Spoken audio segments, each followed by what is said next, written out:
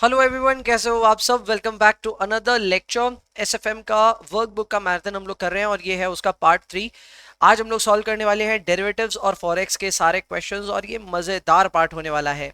इससे पहले हमने 2 पार्ट्स किए हैं और वो दोनों ही पार्ट्स आपको हमारे एसएफएम वाली प्लेलिस्ट में भी देखने को मिल जाएंगे। At the same time recommendation मिली होगी तभी आपने वो पार्ट्स देखे होंगे और अब आप तीसरे पार्ट में आए हैं। इस तीसरे पार्ट में मैं बता ही चुका हूँ आपको कि हम डेरिवेटिव्स और फॉरेक्स को सॉल्व करेंगे। इनफैक्ट पूरी की पूरी वर्कबुक का सॉल्व्ड जो मेरी तरफ से सॉल्व्ड सॉल्यूशंस हैं उसका पीडीएफ डाला हुआ है डिस्क्रिप्शन में, आप जाकर के डाउनलोड कर सकते हैं। You can also find that in our Telegram channel as well. तो यहां से आप इन पीडीएफ को डाउनलोड करें, इस पूरे सेशन को देखें। इस पूरे सेशन में मैं ये इंश्योर करूंगा कि आपका कम से कम समय लगे।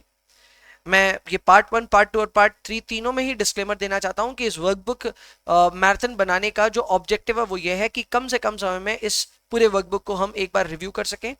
जिन लोगों की तैयारी अच्छी है फॉर एग्जामिनेशन, आप भले ही जून 25 में एग्जाम दो या फिर दिसंबर 25 में दो या फिर उसके भी आगे दो, ये वर्कबुक मैराथन सिर्फ ये इंश्योर करेगा कि आपने और भी जो different different type of questions हैं जो कि मैराथन में दिए हुए हैं उनको आप कवर कर सके। एज वेल एज जैसे हमने पार्ट 1 किया वैसे ही पार्ट 2 किया, वैसे ही पार्ट 3 में भी हम लोग यहाँ पे स्टार रेटिंग भी कर रहे हैं हर एक सवाल की। तो जिस सवाल को हम बहुत इजी पाते हैं उसको हम 1 स्टार देते हैं, जिसको थोड़ा एवरेज पाते हैं वो 2 स्टार, और आज तो एक 3 स्टार सवाल भी आपके सामने आएगा जिसको हम लोग रिव्यू करेंगे while we will be completing derivatives. तो अभी के लिए सेगमेंट नंबर 1 की शुरुआत करते हैं। The first segment for today is derivatives. Let's get started.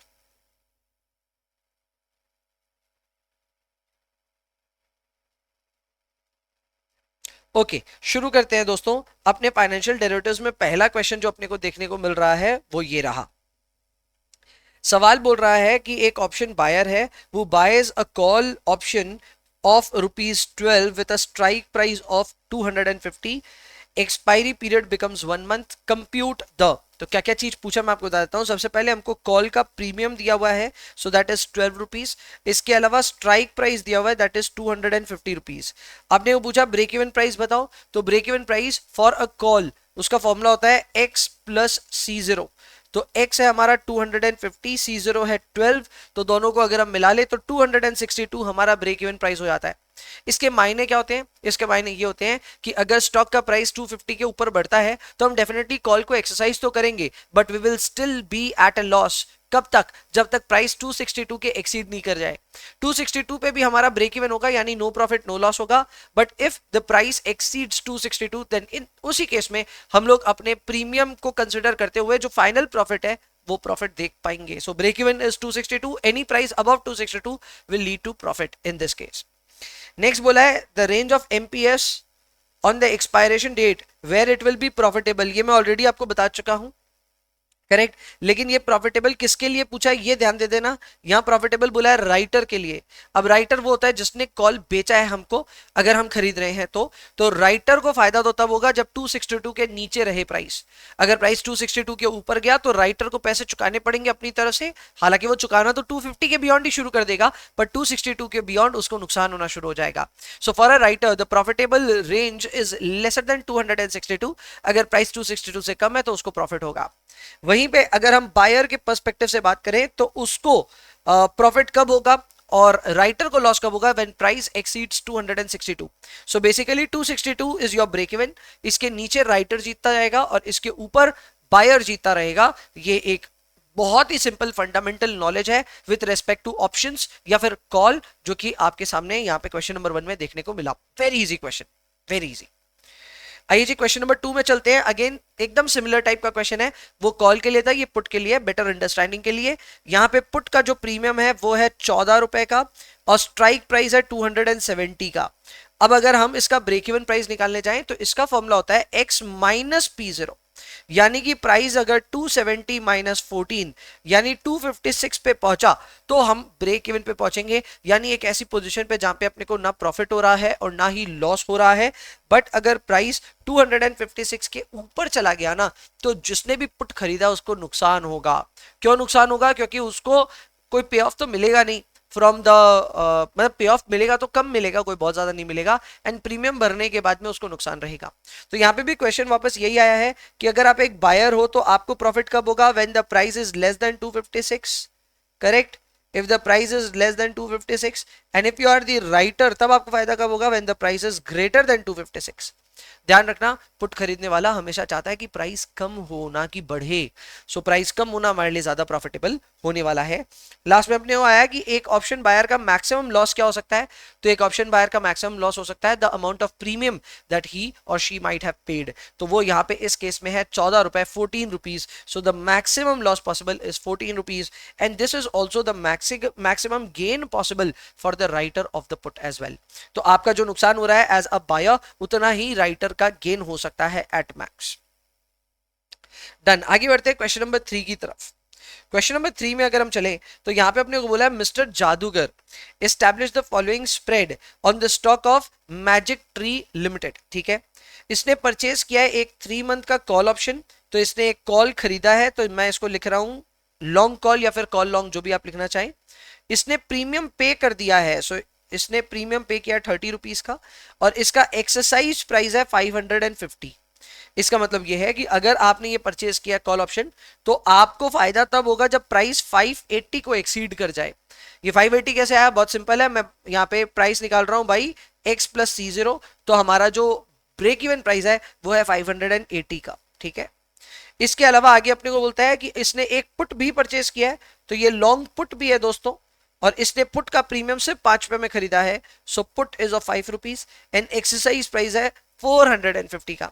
तो इस केस में अगर इसको पुट में फायदा होना है तो 445 के नीचे अगर शेयर चला गया तो फिर इसको फायदा होगा ऑन द पुट।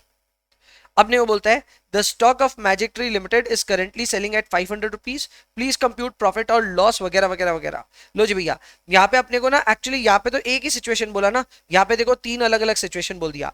अगर प्राइस 500 हो जाएगा तो क्या होगा, प्राइस 350 हो जाएगा तो क्या होगा, और प्राइस 600 हो जाएगा तो क्या होगा। हमको इसके बारे में बात देनी है, बात बतानी है, और हर बार हमारे ऑप्शन में कितने शेयर्स इन्वॉल्व है, 100 शेयर्स इन्वॉल्व है। तो देखो एक एक करके बात करते हैं हम लोग। सबसे पहले अगर हम कॉल की बात करें तो कॉल है 550 के स्ट्राइक पे। अगर प्राइस 500 भी चला जाता है तो कॉल एक्सरसाइज नहीं होगा, कॉल वोंट बी एक्सरसाइज। तो आपके कॉल पे लड्डू पे ऑफ मिलने वाला है आपको। Eight the same time put पे भी, क्योंकि 450 के नीचे आपको पुट कुछ देगा, प्राइस अगर 500 पे जाकर के कहीं फंस जाए तो ना आपका कॉल एक्सरसाइज होगा ना आपका पुट एक्सरसाइज होगा। ऐसे में दोनों के केसेस में आपका पे ऑफ जो होगा वो 0 होगा। पर याद रखिए आपका यहाँ पे प्रीमियम का खर्चा जरूर लगा है, आपने दोनों का खरीदा है, एक कॉल और एक पुट। तो जाहिर सी बात है 30 रुपीज करके आपका कॉल पे प्रीमियम लगा और 5 रुपीज करके आपका प्रीमियम लगा है ऑन द पुट, दोनों मिला के 35 इंटू 100, तो टोटल लॉस होगा 3500 का। सो यहाँ पे मैंने पर शेयर आपको बताया है, but actual total loss will be 3500। ये देखो यहाँ पे दिया हुआ है 3500 का लॉस। आगे बढ़ते हैं, अगर प्राइस 350 चला जाए तो क्या होगा, गोज विदाउट सेइंग कॉल अपना एक्सरसाइज नहीं होगा, तो कॉल का तो भैया बात खत्म कर दो, pay off will be 0। But when it comes to the put, तो पुट पे हमारा एक्सरसाइज प्राइस है 450 का। प्राइस अगर 350 चला जाता है तो हमारे को पे ऑफ मिलेगा, एंड दैट पे off will B of 100 rupees. 100 into 100 होता है 10,000 का पे ऑफ, तो वो अपने को आराम से मिलेगा।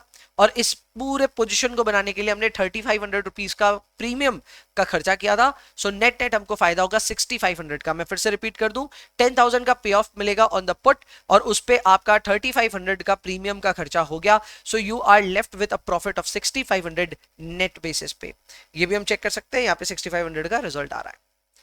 और तीसरा क्वेश्चन है, जब अपना प्राइस बढ़ करके 600 चला जाए तो, if the price increases to 600 then in that case put obviously is not exercise. Price तो बढ़ गया है तो पुट तो नहीं चलेगा, लेकिन कॉल पे आपको फायदा होगा। कॉल पे एक्सरसाइज प्राइस था 550 का, जबकि प्राइस चला गया 600, तो 50 रुपीज पर कॉल आपको फायदा हो रहा है। ऑन 100 स्टॉक्स और 100 शेयर्स आपका 5000 रुपए का पे ऑफ बनेगा, 5000 रुपीज का पे ऑफ बनेगा।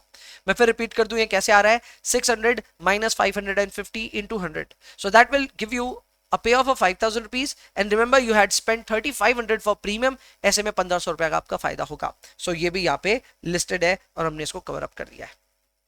डन, खत्म, चलो बढ़िया। Question number 3 is also done. Next we are jumping on to question number 4। Question number 4 की अगर हम बात करें तो यहाँ पे बोला है spot price of A commodity is 800, from the following determine the intrinsic value and time value.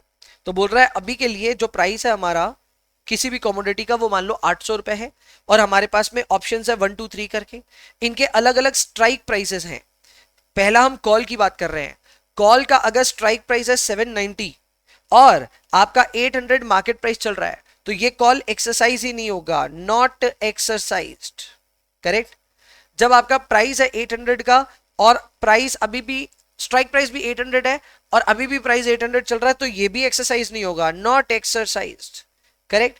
But अगर आपका प्राइस चल रहा है 810 का, अच्छा सॉरी मैं उल्टा बोला ना, यहाँ तो स्ट्राइक प्राइसेस दिए हुए ना, गलती गलती गलती, मैं वापस समझा रहा हूं आपको। अपना प्राइस चल रहा है 800, correct. If strike price is 790, then will there be a pay off? Yes, there will be a pay off. Pay off हमको होगा 10 रुपीज का। How do we get this? Very simple, pay off on call का formula होता है s minus x. So here s is 800, x is 790, so there is a pay off 10। In case of 800 का price, अगर strike price है 800 और price भी 800 चल रहा है, तो कोई पे ऑफ आपको नहीं मिलेगा। और जब स्ट्राइक प्राइस 810 है और प्राइस 800 चल रहा है, तो उस पर भी आपको कोई पे ऑफ नहीं मिलेगा। सो पे ऑफ की कहानी हमको समझ में आ गई। अब ये पे ऑफ की जो कहानी है, यही हमारी इंट्रिंसिक वैल्यू होती है। अब इस इंट्रिंसिक वैल्यू और हमारे प्रीमियम को आप देखो, इन दोनों में कोई डिफरेंस चल रहा है क्या? जो भी डिफरेंस होता है उसको हम कहते हैं टाइम वैल्यू। इसके पीछे का लॉजिक क्या होता है? इसके पीछे का लॉजिक ये होता है कि हमारा जो ये ऑप्शन है, आज फिलहाल हो सकता है कि एक्सरसाइज होने की हालत में नहीं है, आज हो सकता है कि इसकी इंट्रिंसिक वैल्यू 0 है, पर अगर एक्सपायरी दूर है तो तब तक कुछ भी हो सकता है, प्राइस ऊपर नीचे जा सकता है। तो इसका स्कोप है प्रॉफिट कमाने का। तो उस स्कोप, उस आशा के बदले लोग उस प्रीमियम को देने के लिए रेडी हैं, उस कॉल, उस पुट को खरीदने के लिए रेडी है, and henceforth there is a time value attached to options. Clear? तो यहां पे यही चीज है कि ऑल्दो हमारी इंट्रिंसिक वैल्यू 0 है, लेकिन बाजार में उस कॉल का दाम चल रहा है 15 रुपए या 5 रुपए जो भी है, तो वो जो 15 और 5 रुपए है वो किस वजह से चल रहा है? आज तो उसका इंट्रिंसिक वैल्यू 0 है, then people are paying for the time value, यानी कि ये ऑप्शन अभी अपने एक्सपायरी से दूर है, so people are still hopeful कि ये पैसा कमा के देगा। तो लोग 15 रुपए और 5 रुपए जो भी एक्स्ट्रा दे रहे हैं, they are paying for the sake of time value. Similarly first case पे गौर करना, फर्स्ट केस में हमारा जो ये कॉल है, ये ऑलरेडी एक 10 रुपीज के इंट्रिंसिक वैल्यू पे खड़ा है। अब बाजार में इसकी कीमत है 25 रुपीज की। इसका मतलब ये है that people are ready to give 10 rupees for the name of intrinsic value, and they are also ready to give 15 rupees extra in the name of time value, क्योंकि ये अभी एक्सपायरी से थोड़ा दूर है, तो कुछ भी हो सकता है। people are ready to pay a premium here। आगे बढ़ते हैं, पुट के केस में बात करते हैं। अब पुट के केस में क्या होगा? अगर हमारा स्ट्राइक प्राइस है 810 का और प्राइस चल रहा है 800 का, तो हमको डेफिनेटली एक पे ऑफ देखने को मिल जाएगा यहाँ पे। क्यों? स्ट्राइक है 810, प्राइस है 800। वैसे पुट के केस में जो हमारा पे ऑफ का फॉर्मूला होता है वो होता है x minus S. So if x is 810 and price is 800, so there is a payoff of 10 rupees. Similarly, when the strike is 800, there is no payoff, and when the strike is 790, there is another time no payoff. So payoff अपना यहाँ पे सिर्फ first situation में हो रहा है जहां पे अपने को इंट्रिंसिक वैल्यू देखने को मिल रहा है 10 का, बाकी दोनों केसेस में इंट्रिंसिक वैल्यू नहीं है। अब अगर हम प्रीमियम से कंपेयर करें तो हमको समझ में आ जाएगा कोई टाइम वैल्यू मिल रहा है कि नहीं मिल रहा। जैसे पहले वाले केस में इंट्रिंसिक वैल्यू है 10 रुपीज का, लेकिन बाजार में वैल्यू चल रहा है 28 रुपीज का। ऐसे में there is a time value attached to it, and the time value is 18 rupees. लोग 18 रुपए एक्स्ट्रा देने के लिए रेडी है। सेकेंड केस में है जहां पे इंट्रिंसिक वैल्यू तो 0 है, but people are ready to pay 18 rupees as a premium, तो वो लोग टाइम वैल्यू के लिए पैसे दे रहे हैं, that is another 18 rupees extra देने के लिए रेडी है। फिर थर्ड वाले केस में भी 0 रुपीज का इंट्रिंसिक वैल्यू है, लेकिन पीपल आर रेडी टू पे a premium of 8 rupees, so that 8 rupees is in the name of time value. Time value के बारे में एक बात बहुत ध्यान से ध्यान रखना कि टाइम वैल्यू की वैल्यू कभी भी नेगेटिव नहीं हो सकती, ठीक है। सो टाइम वैल्यू कभी भी रिजल्ट आए नेगेटिव आता रहे ना, तो उसको 0 लिख देना। Never write time value as a negative value, ध्यान रखना। Again question number 4 was a very easy question. इस तरह के कई सवाल हमने बनाए हुए हैं क्लास में, so it's not a very difficult question. Exam में आएगा तो फ्री के नंबर ही देके जाएगा, so I am stating this as a 1 star question. Next हम लोग बढ़ रहे हैं क्वेश्चन नंबर 5 की तरफ। क्वेश्चन नंबर 5 में अपने को बोल रहा है करंट प्राइस ऑफ सोने का सिक्का लिमिटेड शेयर इज 380। तो भैया ये करंट प्राइस चल रहा है 380 रुपए करके। Continuously compounded risk free rate is 12%, यानी कि आर की वैल्यू है 12%, यानी 0.12। अपने को बोलता है minimum value of 3 month European put बताओ if the strike price is 400। तो भैया ये बहुत सिंपल सा हिसाब किताब है। आपको यहाँ पे फॉर्मूला लगाना है पुट का, which is x divided by ERT minus S, ठीक है। तो यहाँ क्या हो रहा है ध्यान देना प्लीज। यहाँ पे अपने पास में जो स्ट्राइक प्राइस है, ठीक है, that strike price is for a 3 month put. ये 3 महीने का पुट है, हम आज के दिन इसका प्राइस पता करना चाह रहे हैं, तो इसकी कुछ ना कुछ अभी लाइफ बाकी है, तो उस लाइफ को आपको एक्सटेंड करके लेके आना होता है, नियम यही है। तो आप स्ट्राइक प्राइस का प्रेजेंट वैल्यू कर रहे हो, वो करने के लिए बहुत सिंपल है, आपका स्ट्राइक प्राइस कितना है 400 का, इसको आप डिवाइड करो e to the power 0.12 into 3/12, यानी effectively 400 divided by e to the power 0.03। वो करने पे इसका रिजल्ट आ रहा है 388.16। इसको हम कंपेयर करने वाले हैं with our value of price या value of share today which is the spot price which is 380। जो भी डिफरेंस है that happens to be the minimum value of the European put. अब इसको मिनिमम क्यों बोल रहे हैं, क्योंकि ये इंट्रिंसिक वैल्यू है। इंट्रिंसिक वैल्यू जो होता है वो तो मिनिमम वैल्यू होता ही है, इसके अलावा 3 महीने अभी भी पड़े हैं इसके, तो हो सकता है इसका टाइम वैल्यू के चक्कर में थोड़ा सा और एक्स्ट्रा प्रीमियम इसमें अटैच हो, पर मिनिमम तो इतना होना ही चाहिए 8.16। Done, very easy question, very straight forward. Valuation of put option से ये सवाल था, फॉर्मूला याद है तो आराम से बन जाएगा। नेक्स्ट है question number 6। An option dealer took short position in a call. Short position in a call मतलब short call, and put option यानी शॉर्ट पुट किया on dollar at a strike price of ₹47। he received a premium of 2.5 on each option. For the dealer to make a gain in his position, what should be the range of the price? ठीक है, तो यहां पे क्या हो रहा है, हम लोग अपने डॉलर के ऊपर ट्रेड ले रहे हैं, डॉलर का रेट कितना है 45 रुपीज करके, सॉरी 47 रुपीज करके रेट है। अब अपने को अगर कोई गेन बनाने का है तो वो गेन कैसे हो सकता है, तो देखो गेन बहुत सिंपल है। गेन ये है कि दोनों का ब्रेक इवन के अंदर अंदर अगर रह जाएगा ना तो हमको फायदा हो जाएगा। जैसे कॉल के लिए, कॉल का ब्रेक इवन क्या होगा, अगर 47 का स्ट्राइक है और उस पे 2.5 रुपीज का, अच्छा ऐसे भी देख सकते हैं हम, ये उल्टा और बेटर अंडरस्टैंडिंग देगा। देखो समझो मेरी बात, मेरी बात पे ध्यान देना। हम लोग टोटल कितना रुपया प्रीमियम रिसीव किए ये बात ध्यान रखो। हम लोगों ने एक कॉल और एक पुट दोनों को शॉर्ट किया है, दोनों का प्रीमियम है 2.5 करके, तो total premium received is 2.5 into 2 यानी 5 रुपीज। हमको 5 रुपए का प्रीमियम मिला है। अब यहां से डॉलर या तो ऊपर जाएगा या तो नीचे जाएगा। डॉलर अगर ऊपर जाएगा तो 52 तक भी जाएगा ना तो हमको कोई टेंशन नहीं है, काहे को, क्योंकि 47 से अगर बढ़कर के 52 भी होता है तो हमारा 5 रुपए का प्रीमियम तक का तो हमारे पास कुशन है ना, उसके ऊपर जाएगा तो टेंशन हो जाएगा, नुकसान होना शुरू होगा, पर 52 तक नो प्रॉब्लम। सिमिलरली 47 से गिर करके अगर ये 42 भी चला जाता है तब तक भी नो प्रॉब्लम, क्योंकि हमारे पास में यहां तक का प्रीमियम का कुशन है।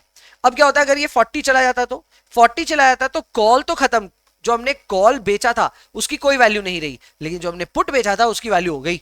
पुट पे 7 रुपीज का पे ऑफ आ जाएगा, जबकि हमारा premium received is only 5 call put मिला करके, तो हमको नुकसान होगा 2 रुपए का। ऐसे में हम 42 के नीचे जाते देखना नहीं चाहते एंड 52 के ऊपर जाने देना नहीं चाहते, तो हमारा जो सुटेबल रेंज आएगा जिसके अंदर हमको प्रॉफिट होगा वो होगा from 42 to 52। Very nicely explained, simple सा चीज है बट हाँ इंटरेस्टिंग कॉन्सेप्ट है। Question number 6 1 star question. Question number 7 में चलते हैं। The premium on a call option is 3.25 per share, strike price is 62, it is due to mature and the share is currently selling for 66 rupees। बताओ कोई arbitrage opportunity है कि नहीं है। Lot size है 200 का, लॉट साइज कितने का है 200 का है, ठीक है। तो अपने को यहाँ पे ये देखना है कि भैया अपने को कोई फायदा वायदा हो रहा है कि नहीं हो रहा है वगैरह वगैरह वगैरह, ठीक है। तो आज देखो बोल रहा है कि ये मैच्योर भी हो गया, ठीक है, तो इसका अभी मैच्योरिटी आ गया ऑलमोस्ट। ये कॉल अगर आप अब भी लेते हो तो ये कॉल आज का आज एक्सरसाइज हो जाएगा, ऐसा समझो। तो मेरी बात सुनो, अगर हम ये कॉल ले लेते हैं, हम खर्च करते हैं 3.25, आज इसका स्ट्राइक प्राइस चल रहा है 62, शेयर प्राइस चल रहा है 66, तो हमको तो इमीडिएटली फायदा हो जाएगा। कैसे, 62 का कॉल लिया, ये अगर अभी का भी एक्सपायर होता है तो 66 में एक्सपायर हो जाएगा। सो 66 जो इसका पे ऑफ आएगा वो आएगा S माइनस एक्स। अब S चल रहा है 66, एक्सरसाइज प्राइस है 62, तो इस पे पे ऑफ आएगा 4 रुपए का, जबकि बाजार में ये 3.25 का ही बिक रहा है। ये फालतू की आर्बिट्राज अपॉर्चुनिटी अपने को मिल रही है। क्या मिल रही है, फालतू की आर्बिट्राज अपॉर्चुनिटी मिल रही है। तो हम क्या कर सकते हैं, we can just trade away buy this call and settle it for cash. इससे क्या होगा, हम इसको खरीदेंगे 3.25 में और इस पे पे ऑफ मिल जाएगा 4 रुपए का। अगर ये कैश सेटल्ड केस है तो अपने को 0.75 का आर्बिट्राज गेन हो जाएगा। ये चीज यहां पे मैंने समझाई है, 4 रुपए का पे ऑफ और हमने खरीदा इसको 3.25 में, so there will be an arbitrage gain of 0.75 per call option, per call option. ठीक है, इन्होंने इसको कैश सेटल नहीं माना, इन्होंने इसको माना कि नहीं भैया हमको शेयर खरीदना है, बेचना है, वो सब काम करना है, तो वो करके भी प्रॉफिट तो सेम ही आएगा, पर उसमें क्या क्या करना होगा वो समझना पड़ेगा। तो वो काम करने के लिए हम क्या करेंगे, हम इस कॉल को खरीदेंगे। कॉल को खरीदने का मतलब ये होता है that we have right to buy at the rate 62, correct. At the same time हम शॉर्ट कर देंगे शेयर को 66 पे। ठीक है, तो हमने क्या किया, हमने राइट टू बाई खरीद ली 62 में और शॉर्ट कर दिया शेयर को 66 में, तो 66 रुपीज हमारे पास आए। इस 66 रुपीज में हम लोगों ने 3.5 का प्रीमियम पे कर दिया, सॉरी 3.25 का प्रीमियम पे कर दिया, so we are still left with 62.75। इस 62.75 में हमारे पास राइट टू बाई 62 रुपीज का है, तो आप जब 62 भी इसमें से पे कर दोगे, you will still be left with 0.75 का आपके पास profit. Clear? So that is the case of question number 7। Very easy, क्या चीज को क्या करना है वो सब समझाया गया है। शॉर्ट स्टॉक करो और कॉल ऑप्शन को बाय करो और उससे आपको ये गेन हो जाएगा। ये तब होता है जब आप कैश सेटल्ड कॉन्ट्रैक्ट्स की बात नहीं कर रहे हो। जब कैश सेटल्ड कॉन्ट्रैक्ट होता है तो इतना सोचना ही नहीं पड़ता है, जो सस्ती चीजें खरीद लो अपने आप ही सेटल होगा, पैसा मिल जाएगा। ठीक है, डन, बढ़िया। आगे बढ़ते हैं क्वेश्चन नंबर 8 में। Calculate price of the 3 month reel if Reliance quoted at 520 in NSE and 3 month future is quoted at 542, borrowing rate है 15% का, डिविडेंड कुछ आना जाना नहीं है, तो आपको बोल रहा है कि भैया इसका करेक्टली वैल्यूएशन करो। तो भैया हम इसका निकालेंगे आर्बिट्राज फ्री प्राइसिंग, और आर्बिट्राज फ्री फॉरवर्ड प्राइसिंग निकालने के लिए फॉर्मूला होता है S into E to the power R T. तो मेरा S कितना है, मेरा S है 520, मेरा RT कितना है, अच्छा रेट इज गिवन 15%, करेक्ट। तो हम इसको लेंगे 0.15 इंटू 3/12, तो ये हो जाएगा 520 into E to the power 0.0375।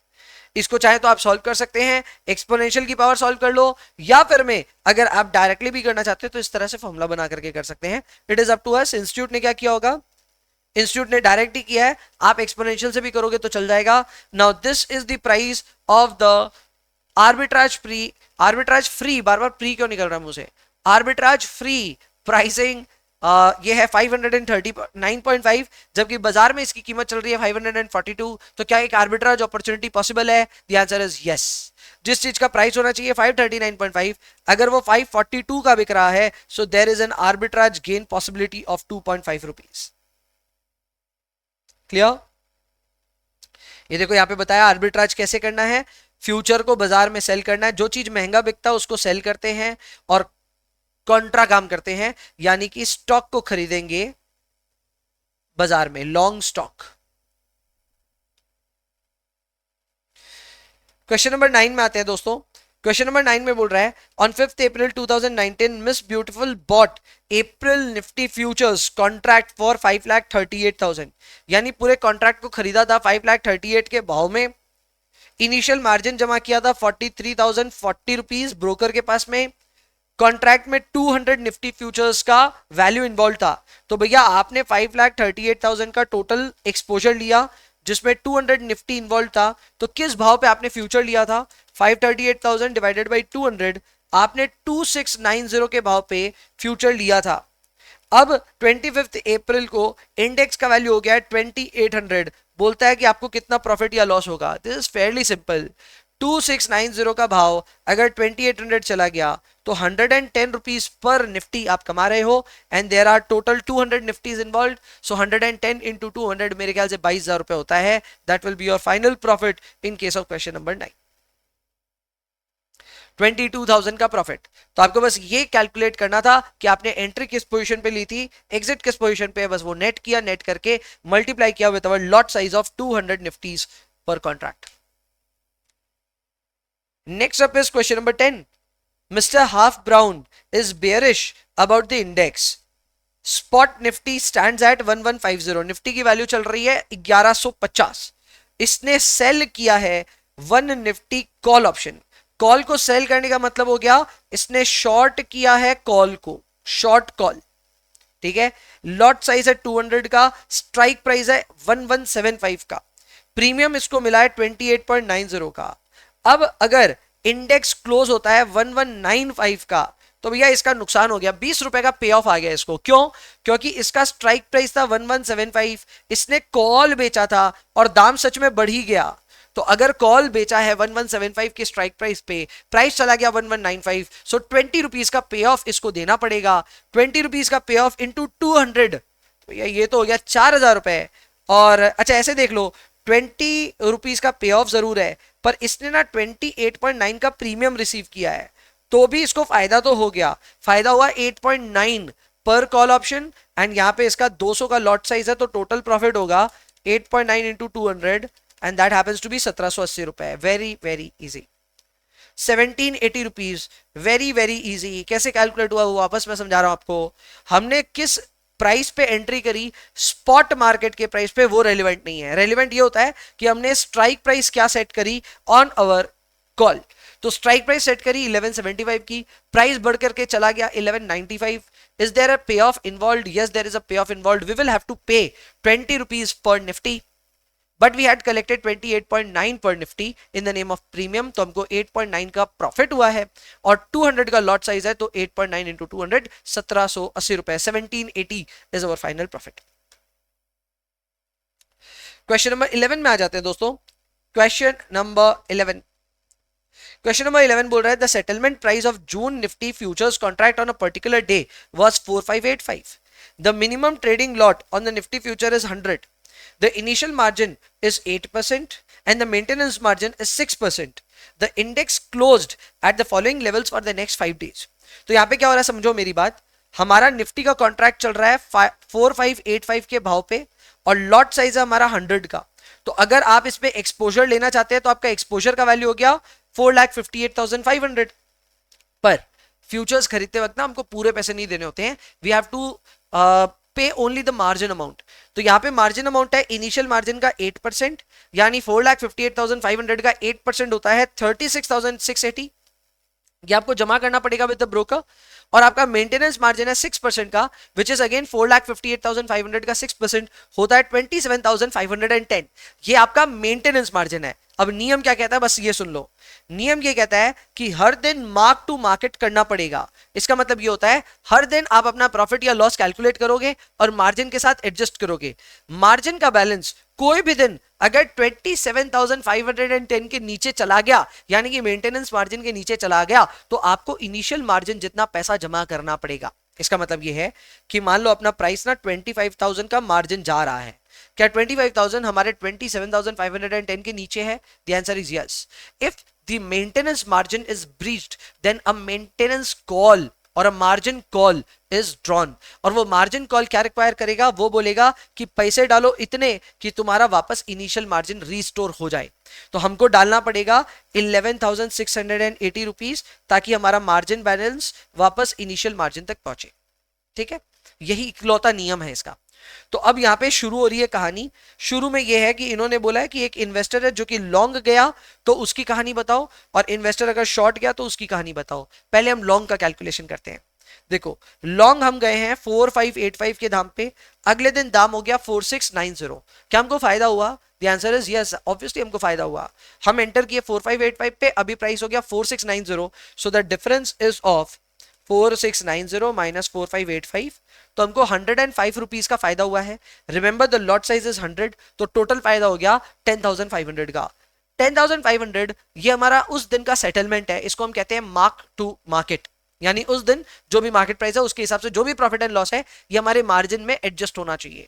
क्योंकि हमको गेन हुआ है तो हमारा मार्जिन बैलेंस जो कि चल रहा था 36,680 इनिशियल मार्जिन, उसमें हम इसको ऐड कर देंगे, एंड ऐड करने के बाद हमारा टोटल आ रहा है मार्जिन बैलेंस 47,180।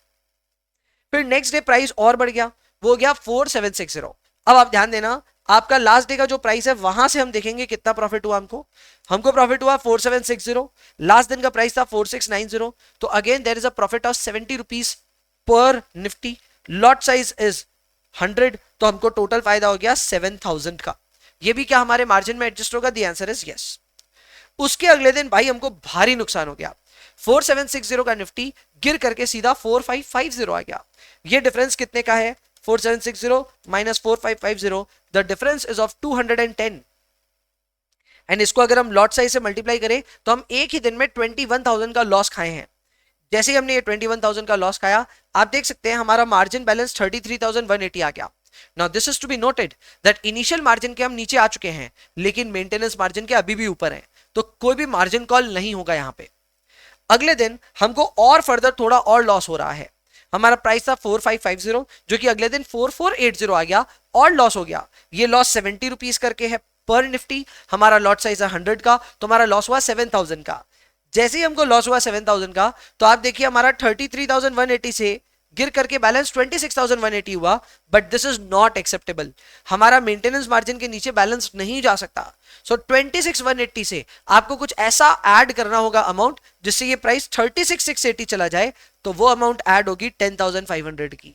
तो ये हमारा एक मार्जिन कॉल है जो हमको ऐड करना पड़ेगा, एंड इसके बाद हमारा जो मार्जिन बैलेंस है वो वापस इनिशियल मार्जिन पे रिस्टोर हो जाएगा।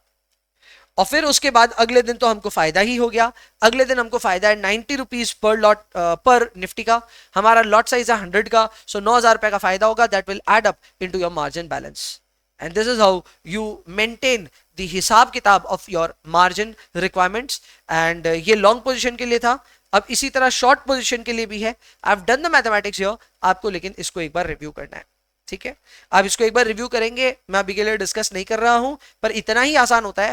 You have to just find out कि आपका पे ऑफ क्या होगा, और पे ऑफ के हिसाब से आप अपना मार्जिन बैलेंस चेक करिए। मेंटेनेंस मार्जिन के नीचे जाना नहीं चाहिए, इकलौता नियम है।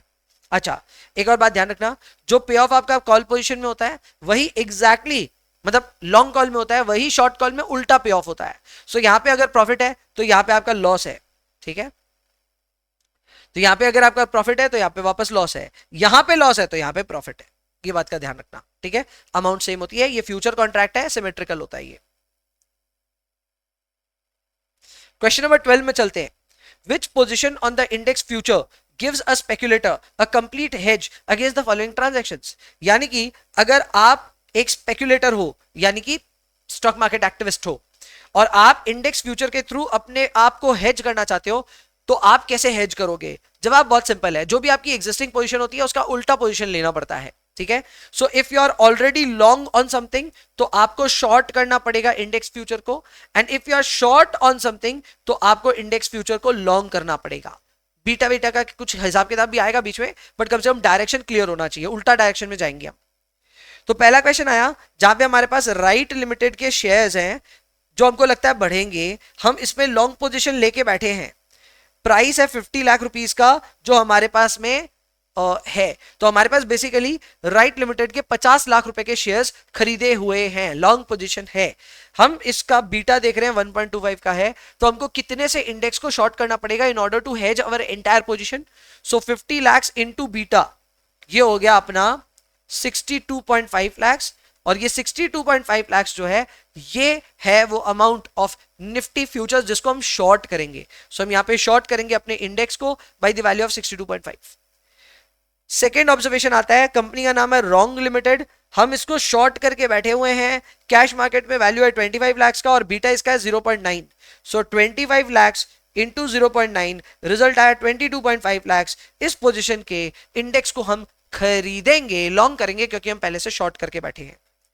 थर्ड वाला भी वापस सिमिलर ही है, शॉर्ट पोजीशन पहले से है तो हम लॉन्ग करेंगे, और मार्केट पोजीशन है 20 और बीटा है 0.75। सो 20 इंटू 0.75, तो इसका वैल्यू आएगा 15 लाख। 15 लाख को हम लॉन्ग करेंगे, long futures 15 lakh. Done done. Question number 12 is done दोस्तों। क्वेश्चन नंबर 13 में आते हैं अपने। क्वेश्चन नंबर 13 अपने को बोल रहा है, determine the value of 6 month futures on Kolkata company share from the following data. हमारा करंट प्राइस दिया हुआ है 80 रुपीज का, डिविडेंड हमको मिलेगा 3 महीने बाद 3 रुपए का। सो दिस इज D1 बोल सकते हो आप, या DT बोल दो, 3 रुपए का। एंड आपका कॉन्टिन्यूअस कंपाउंडिंग रेट है 10%, लेकिन ये सालाना रेट है। क्लियर? हमको 6 मंथ का फ्यूचर कॉन्ट्रैक्ट कैलकुलेट करना है, तो ये कैसे कैलकुलेट होगा? बहुत सिंपल है, हमको सबसे पहले जो हमारा स्पॉट प्राइस है उसमें प्रेजेंट वैल्यू ऑफ डिविडेंड को माइनस करना पड़ेगा। वंस इट इज डन तो हम उसको मल्टीप्लाई करेंगे with e to the power RT। Correct. So यहाँ पे अगर हम पोजीशन देखें तो हमारा प्राइस है 80, हमको डिविडेंड मिल रहा है 3 रुपए का, ये 3 रुपए का डिविडेंड मिल रहा है 3 महीने बाद, तो हम इसको 0.03 से, सॉरी 0.025 से डिस्काउंट करेंगे। वाई 0.025? क्योंकि 10% साल भर का रेट है, तो इंटू 3/12 करते हैं तो ये आता है 2.5%। सो ये हो गया 0.025। जब आप प्रेजेंट वैल्यू कर चुके होंगे अपने डिविडेंड की, फिर फाइनली आप इसको मल्टीप्लाई करेंगे विद e⁻ 0.05, क्योंकि 6 महीने की बात है। सो 10% into 6/12 gives you a value of 5%। सो वो होगा इस तरह से सॉल्व, बस इसको आप सॉल्व कर लेंगे, रिजल्ट आ जाएगा। क्वेश्चन नंबर 14 में चलते हैं। The share of Miss World Limited is currently selling for 300 rupees. So spot price is 300. Risk-free rate is 0.8% per month. A 3-month future अगर 0.8% एक महीने का है तो 3 महीने का रेट हो गया 2.4%।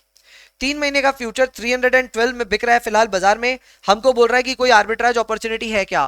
फेयरली इजी, आप आर्बिट्राज फ्री प्राइस निकाल लो ऑफ द फॉरवर्ड या फिर फ्यूचर। अगर वो हमारे फ्यूचर से मैच नहीं करता है तो आर्बिट्राज अपॉर्चुनिटी है। किसको क्या खरीदेंगे बेचेंगे वो बाद में बात है, पहले मैथमेटिक्स तो कर लें। तो बहुत ही सिंपल सा हिसाब किताब है। हम 300 रुपए लेंगे जो कि हमारा इंडेक्स प्राइस है, सॉरी आज का सेलिंग प्राइस है, इसको हम करेंगे 1 + RF, ठीक है। सो बेसिकली 300 में आप 2.4% ऐड कर दो, सो वो बन जाता है 307.20। 307.20 तो ये हो गया हमारा थियोरेटिकल प्राइस। हमारा जो फ्यूचर है एक्चुअल में वो तो 312 रुपए में बिक रहा है, तो महंगा बिक रहा है। देयर इज अ गैप, और वो गैप है 4.8 रुपीज का, तो वो हमारा प्रॉफिट होगा।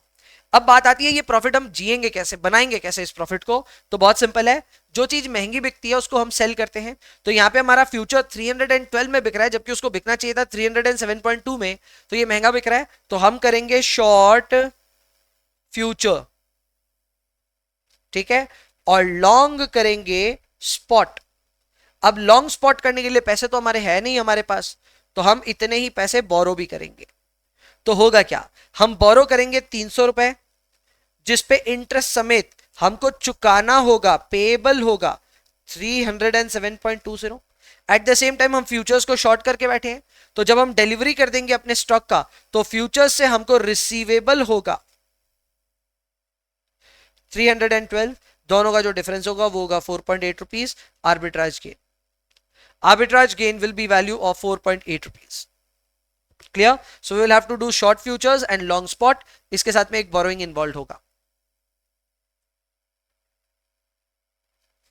आगे बढ़ते हैं क्वेश्चन नंबर 15 में। मिस्टर निगरा फॉल्स, निगरा है कि नायगरा जो भी है, falls a trader wishes to sell 100 shares of A limited at a current price of 25 rupees. यानी इसको शेयर को बेचने का है, शॉर्ट करने का है, एंड 25 रुपीज पे करना है। एक पुट ऑप्शन अवेलेबल है इसके पास में जिसका स्ट्राइक प्राइस है 25 का, 2 महीने बाद मैच्योर होगा, उसका आज प्रीमियम चल रहा है 1.5 रुपीज करके। ये at the money put option है, एट द मनी तो अपने आप ही हो गया ना, अगर इसका स्ट्राइक प्राइस और आज का प्राइस मैच हो जाता है तो उसको हम एट द मनी कहते हैं। The trader can hedge his position by taking a put option or by taking a short put option in futures market. भाई कुछ भी बोल रहे हो, by taking a short put option क्या होता है? बेसिकली ये बोल रहा है कि या तो तुम एक पुट खरीद लो या फिर में तुम शॉर्ट कर दो फ्यूचर्स को। तो आपको बोलता है कि at the money put option लेने को हम कह रहे हैं प्रोटेक्टिव पुट, वैसे भी वो प्रोटेक्टिव पुट ही होता है। If you are having a share एंड उस शेयर के साथ में आप पुट खरीद लेते हो तो उसको प्रोटेक्टिव पुट कहते हैं। खैर, अपने को यहां पे ये बताना है कि अपने को कितना फायदा होगा, कितना नुकसान होगा, फलाना डिमकाना। तो आप देखिए हमारे पास जो शेयर है उसकी कीमत है 25 रुपीज करके, करेक्ट? अभी 25 रुपीज का वो शेयर है, हमने एक पुट खरीद लिया, पुट है 25 रुपीज का स्ट्राइक पे, और इसको खरीदने के लिए 1.5 का हमने प्रीमियम चुकाया। तो अब ध्यान देना, ये पुट एक्टिविटी 25 के नीचे ही होगा। सो 25 के नीचे ही ये पुट पे अपने को वैल्यू मिलेगा। 25 के ऊपर ये पुट एक्सरसाइज कभी भी नहीं होगा। सो एनी प्राइस अबव 25 उस पे अपने को पुट पे कोई पे ऑफ नहीं मिलेगा, सिर्फ जो प्रीमियम का खर्चा हुआ वो लगेगा 1.5 करके। तो आप देखिए, नोटिस कीजिए 25 के ऊपर के सारे ऑप्शंस में your result of this value minus 1.5 will be reflected here. आप देख लीजिए, खुद से देख लीजिए ऐसा क्यों हो रहा है। हमने शेयर खरीदा था 25 रुपए में, अगर प्राइस 35 हो जाता है तो हमारा शेयर का वैल्यू भी 35 हो जाएगा, बट हमने इसके साथ एक पुट खरीदा हुआ था 1.5 रुपीज दे करके, तो वो तो हमारा खर्चा लग गया और ये पुट एक्टिवेट भी नहीं हुआ, एक्सरसाइज भी नहीं हुआ, क्योंकि प्राइस 25 के नीचे गया नहीं। 25 पे क्या होगा, सेम यही काम होगा, एक्सरसाइज तो नहीं हुआ पर हमारा खर्चा जरूर लगा 1.5 का, तो ये भी 1.5 माइनस करके आ जाएगा। बट इसके नीचे जाओगे तब आपको पे ऑफ निकालने पड़ेंगे भाई। इसके नीचे अगर हम जाते हैं 24 होता है तो हमको 1 रुपए का पे ऑफ भी मिला एक्स्ट्रा। हाँ जरूर 1.5 का अपना यहाँ पे खर्चा लगा, पर पे ऑफ भी मिला 1 का। So it will become 24 plus 1 minus 1.5, it will become 23.5। 23 चला जाएगा तो 2 रुपए का पे ऑफ हमको मिलेगा, और हमने इसके लिए 1.5 रुपीज का प्रीमियम पे किया था। 10 चला जाएगा तो हमको 15 रुपीज का पे ऑफ मिलेगा, 15 रुपीज का pay off, and we had paid 1.5 as a premium option, and accordingly we have to do all the mathematics here. आप देखेंगे बाकी सबका प्राइस 23.5 पे सेटल हो गया, और ये होना भी था। अगर हम पुट खरीद करके रखे हैं 25 रुपए के एक्सरसाइज पे और उसके लिए हमने 1.5 रुपीज का प्रीमियम भरा है, तो 23.5 तो हमारा लोअर फ्लोर वैल्यू तय हो चुका है। हमारा शेयर का प्राइस कहीं पे भी चला जाए, हमारे लिए 23.5 फिर भी उससे प्रॉफिट निकाल लेंगे हम, या फिर वैल्यू निकाल लेंगे। So lower value is frozen at 23.5। ये सब सेटलमेंट हम लोग एकदम जब पढ़ते हैं ना पुट कॉल, उसके एकदम बिगिनिंग के सवालों में आता है। नेक्स्ट क्वेश्चन बोलता है अगर हम शॉर्ट पोजीशन ले लेते हैं फ्यूचर्स मार्केट में और फ्यूचर्स का रेट है 25 रुपीज करके, तब क्या होगा। तो उस केस में प्राइस बढ़े या प्राइस घटे कोई फर्क नहीं पड़ता, आपका प्राइस फ्रीज हो जाएगा 25 पे। तो आप देख सकते हैं आपके फ्यूचर्स के ऑप्शन में regardless of the price your net realised price will be 25। ऐसा क्यों होता है, क्योंकि फ्यूचर्स के केस में आपका सिमेट्रिकल बिहेवियर रहता है। प्राइस बढ़ गया तो आप क्योंकि शॉर्ट किया हो तो आपको नुकसान होगा, और प्राइस घट गया आप शॉर्ट किया हो तो आपको फायदा होगा। इन ईदर केसेस आपका जो भी शेयर में मूवमेंट हो रहा है वो आपको लेना देना पड़ ही रहा है। नेट इफेक्ट आपका 25 रुपीज पे आपका, मैं कह सकता हूं, कॉन्ट्रैक्ट फ्रीज हो गया। डन क्या, पक्का, इजी, परफेक्ट। आगे बढ़ते हैं क्वेश्चन नंबर 16 पे। ओके, क्वेश्चन नंबर 16 है कंपनी नो करप्शन लिमिटेड। फालतू सवाल। फालतू सवाल क्यों, क्योंकि ये है इंस्टीट्यूट के स्टडी मैट में भी आपको मिल जाएगा, अपने स्टडी मैट में भी मिल जाएगा, जिस टीचर से पढ़े उस टीचर के स्टडी मैट में मिल जाएगा। सवाल फालतू इसलिए है क्योंकि ये सवाल में एक प्रॉब्लम है। प्रॉब्लम ये है कि 4 महीने का एक कॉन्ट्रैक्ट है जो आपने खरीदा है, और आप इसको सेटल कर रहे हो 3 महीने में, तो ये ऐसे सेटल नहीं होते हैं। आपको इसके लिए थोड़ा सा मेहनत करना पड़ता है, और वो मेहनत करके आपको एक रिवर्स कॉन्ट्रैक्ट में एंटर करना पड़ता है। देयर एक्चुअली लॉजिकली बहुत कुछ करना पड़ता है, बट ये सवाल में ये लोग इसको इग्नोर कर देते हैं। ये 4 महीने वाली बात को और ये 3 महीने वाली बात को इग्नोर ही कर देते हैं ये लोग। ये बोलते हैं ना सेम ही है, और बहुत इजीली बस प्रॉफिट कैलकुलेट करके निकल जाते हैं। तो ये मुझे नुकसान लगता है इस सवाल का कि ये आपको तैयार नहीं करता for the real world, but ठीक है, जो इन्होंने बोला वैसे ही हम सॉल्व करेंगे। इतनी बार इसको मैंने ठीक करा के बाद में देखा गलत हुआ है, तो कोई पॉइंट नहीं, हम लड़ेंगे नहीं इंस्टीट्यूट से। सवाल क्या देख लेते हैं। बीएससी इंडेक्स का प्राइस चल रहा है 5000, पोर्टफोलियो हमारे पास है 10,10,000 रुपए का, 10,10,000 का, रिस्क फ्री रेट है 9% का, डिविडेंड यील्ड है 6% का, ये दोनों कॉन्टिन्यूअस रेट्स है, और बीटा है 1.5 का।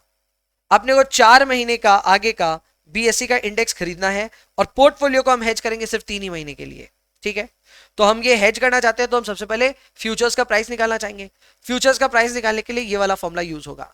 अब ये फॉर्मूला क्या है, ये फॉर्मूला होता है R minus any dividend yield, तो that has to be deducted, तो वो हमने यहाँ पे डिडक्ट किया है। सो हमारी दोनों कॉन्टिन्यूअस रेट्स है, 9% माइनस 6% किया, और फिर सिर्फ 4 महीने का कॉन्ट्रैक्ट है तो इंटू 4/12 किया। सॉल्व करने पे ये रिजल्ट आ रहा है 5050 का, यानी कि आज के दिन हमारा जो फ्यूचर्स कॉन्ट्रैक्ट है उसकी वैल्यू है 5050। अब हमारा position of the portfolio is 10,10,000, इसका बीटा है 1.5। हम इसको हेज करना चाहते हैं विद द फ्यूचर, फ्यूचर का एक एक फ्यूचर का प्राइस है 5050 और हमारा लॉट साइज है 50 का। तो बताओ हमारा कितना कॉन्ट्रैक्ट्स में ये सेटलमेंट हो जाएगा? The answer is 6। 6 कॉन्ट्रैक्ट में हम अपनी पूरी पोजीशन को यहां पे हेज कर चुके होंगे। ऑब्वियसली ये 6 कॉन्ट्रैक्ट्स को हम करेंगे शॉर्ट। पहले से पोजीशन हमारी लॉन्ग है, तो हम जब अपना हेजिंग करेंगे तो हेजिंग करते वक्त हम करेंगे इसको शॉर्ट। ठीक है, अब यहां पे हमने ये निकाला है भैया करंट प्राइस क्या, वो हम ऑलरेडी कैलकुलेट कर चुके हैं। करंट प्राइस है 5050 पर निफ्टी, 50 का लॉट साइज है, तो एक एक कॉन्ट्रैक्ट का वैल्यू है 250 to 500। फिर लास्ट में आता है बताओ अपना गेन, या फिर गेन क्या होगा in the short position in the index if the index turns out to be 4500। मतलब 5050 में आपने शॉर्ट किया था इंडेक्स को, अगर वो 4500 चला जाता है तो आपका 550 रुपीज पर निफ्टी का गेन हुआ, और आपके पास टोटल 50 निफ्टी है और 6 कॉन्ट्रैक्ट्स हैं। ध्यान रखना 50 निफ्टी पर contract and you have 6 short contracts, तो आपका टोटल प्रॉफिट कितना होगा इन दीज पोजीशंस? तो आपका 550 का प्रॉफिट, 50 का lot size, 6 positions taken in total, 6 contracts taken in total, तो आपका टोटल प्रॉफिट आ जाएगा 165,000 का। 165,000 का 5050 पे शॉर्ट किया, 4500 आज प्राइस हो गया, 550 का आपका सेटलमेंट है, 50 लॉट साइज है और 6 कॉन्ट्रैक्ट है। अब आप कहेंगे इसमें आपको नुकसान क्या हुआ, आपको प्रॉब्लम क्या थी साहब? आप बोलेंगे कुछ गलत है, तो गलत है भाई। गलत इसलिए है क्योंकि आपका कॉन्ट्रैक्ट 4 महीने बाद सेटल होगा। आप 3 महीने बाद प्राइस देख करके जो उछल रहे हैं मत उछलिए। आपको इस कॉन्ट्रैक्ट को अगर खत्म करना है तो आपको 1 महीने का जो कॉन्ट्रैक्ट है उसको लॉन्ग करके इसको सेटल करना पड़ता है। नियम ये कहता है। इन्होंने इस नियम की बोली ऐसी की तैसी, हमको फर्क नहीं पड़ता, जो प्राइस है हम उसी से सेटल करेंगे। सो इन्होंने बेसिकली क्या किया, एक फ्यूचर्स मार्केट के कॉन्ट्रैक्ट को सेटल कर दिया from the spot market contract. गलती किया। एनीवेज जो भी, हम इसके बियॉन्ड नहीं जाएंगे, इनको ठीक करने जाएंगे तो हमारी बैंड बच जाएगी। आओ जी, नेक्स्ट क्वेश्चन है क्वेश्चन नंबर 17। भर भर के सवाल है, आई थिंक 18 19 सवाल है। हम 17 पे पहुंचे, खत्म होने वाला है डेरिवेटिव्स, बट फिर भी काफी मेहनत करवा दिया है ना। आओ जी आगे बढ़ते हैं। Preeti furnishes the following information about 4 stocks in derivatives market. पहला है स्वर्ग लिमिटेड। स्वर्ग लिमिटेड में अपने पास शेयर है जिसका स्पॉट प्राइस है 827 का। 3 महीने का अपने पास कॉल है जो कि ट्रेड हो रहा है 100 रुपीज में, और स्ट्राइक प्राइस है 930 का। क्या पूछ रहा है ये बोला नहीं है, क्या पूछ रहा है ये बोला नहीं है। यहां नीचे बोला है वैल्यू कंप्यूट करो पुट का। ठीक है भाई, तो पुट का अगर वैल्यू कंप्यूट करना है तो हम यहां पे पुट कॉल पैरिटी लगा सकते हैं। पुट कॉल पैरिटी के लिए जो फॉर्मूला होता है वो होता है S0 plus P0 is equal to C0 plus X divided by E to the power RT। तो अगर आपको पुट की वैल्यू चाहिए तो आप पुट के लिए फॉर्मूला लगाएंगे C0 plus X divided by ERT minus S0। ये वाला फॉर्मूला लगाइए, हर बार रिजल्ट आता जाएगा।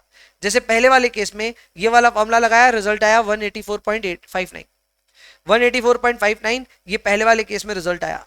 दूसरे वाले केस में रिजल्ट आ रहा है 55.30 और तीसरे वाले केस में रिजल्ट आ रहा है 32.62। बाद बाकी सारे इनपुट्स दिए हुए हैं आपको। हाँ, ज्यादा स्ट्राइक प्राइस आपको जो दिया हुआ है उसको आपको डिवाइड करना पड़ रहा है ई टू द पावर RT से। तो यहाँ पे 3 महीने का सवाल है, शायद 3 मंथ्स का सवाल है, and rate given is 8%। So 8% is for the entire year, into 3/12 करते हैं तो वो जाता है 2%। यानी हमको सॉल्व करना है e टू द पावर 0.02 जिसकी वैल्यू होती है 1.0202। तो जब भी हम x की वैल्यू लेंगे उसको हम डिवाइड करेंगे by 1.0202 in order to calculate the value of x divided by e to the power RT। हमने सॉल्व किया, सबके वैल्यूज आ चुके हैं। फिर अपने को बोला है कि भैया अगर हमारा एक्चुअल प्राइसेस कुछ इस प्रकार हुआ तो बताओ हम कब क्या कर रहे होंगे। तो यार बहुत ही सिंपल है, आपके जो प्राइसेस आए हैं वो हैं, यहां पे प्राइस आया 185 पकड़ लो एक बार के लिए, यहां पे प्राइस आया एक बार के लिए 55 पकड़ लो, यहां पे प्राइस आया 33 पकड़ लो एक बार के लिए। तो अगर आपका प्राइस 180 चलेगा तो क्या करोगे, हम लॉन्ग करेंगे। प्राइस 190 चला गया तो क्या करेंगे, हम शॉर्ट करेंगे। सिमिलरली यहां पे प्राइस अगर 52 बाजार में चल रहा है जबकि आपके हिसाब से इंट्रिंसिक वैल्यू है 55 का, तो आप क्या करेंगे, सस्ता मिल रहा है तो खरीदेंगे, 60 पे महंगा मिल रहा है तो बेचेंगे। एंड अकॉर्डिंगली 30 पे भी लॉन्ग करेंगे एंड 35 पे भी शॉर्ट करेंगे। तो यही चीज यहां पे इन्होंने एक्सप्लेन किया है। क्लियर? डन। क्वेश्चन नंबर 17 के बाद आता है क्वेश्चन नंबर 18। ये हर किसी के लिए नहीं है, 3 स्टार क्वेश्चन है, the first and the only 3 star question in the entire workbook. पूरे वर्कबुक में मुझे और कोई 3 स्टार नहीं मिला, ये 3 स्टार है क्योंकि ये BSM मॉडल पे है। BSM हो गया ब्लैक स्कोल्स मॉडल, और ब्लैक स्कोल्स मॉडल भाई हर किसी के बस का नहीं है। ये ऑप्शन प्राइसिंग का है। I have given you the entire working कि कैसे ये सॉल्व होगा, बट मेरा इसको डिस्कस करने का कोई मूड नहीं है। काहे को? क्योंकि मेरे को मालूम है ये हर किसी के लिए बना नहीं है।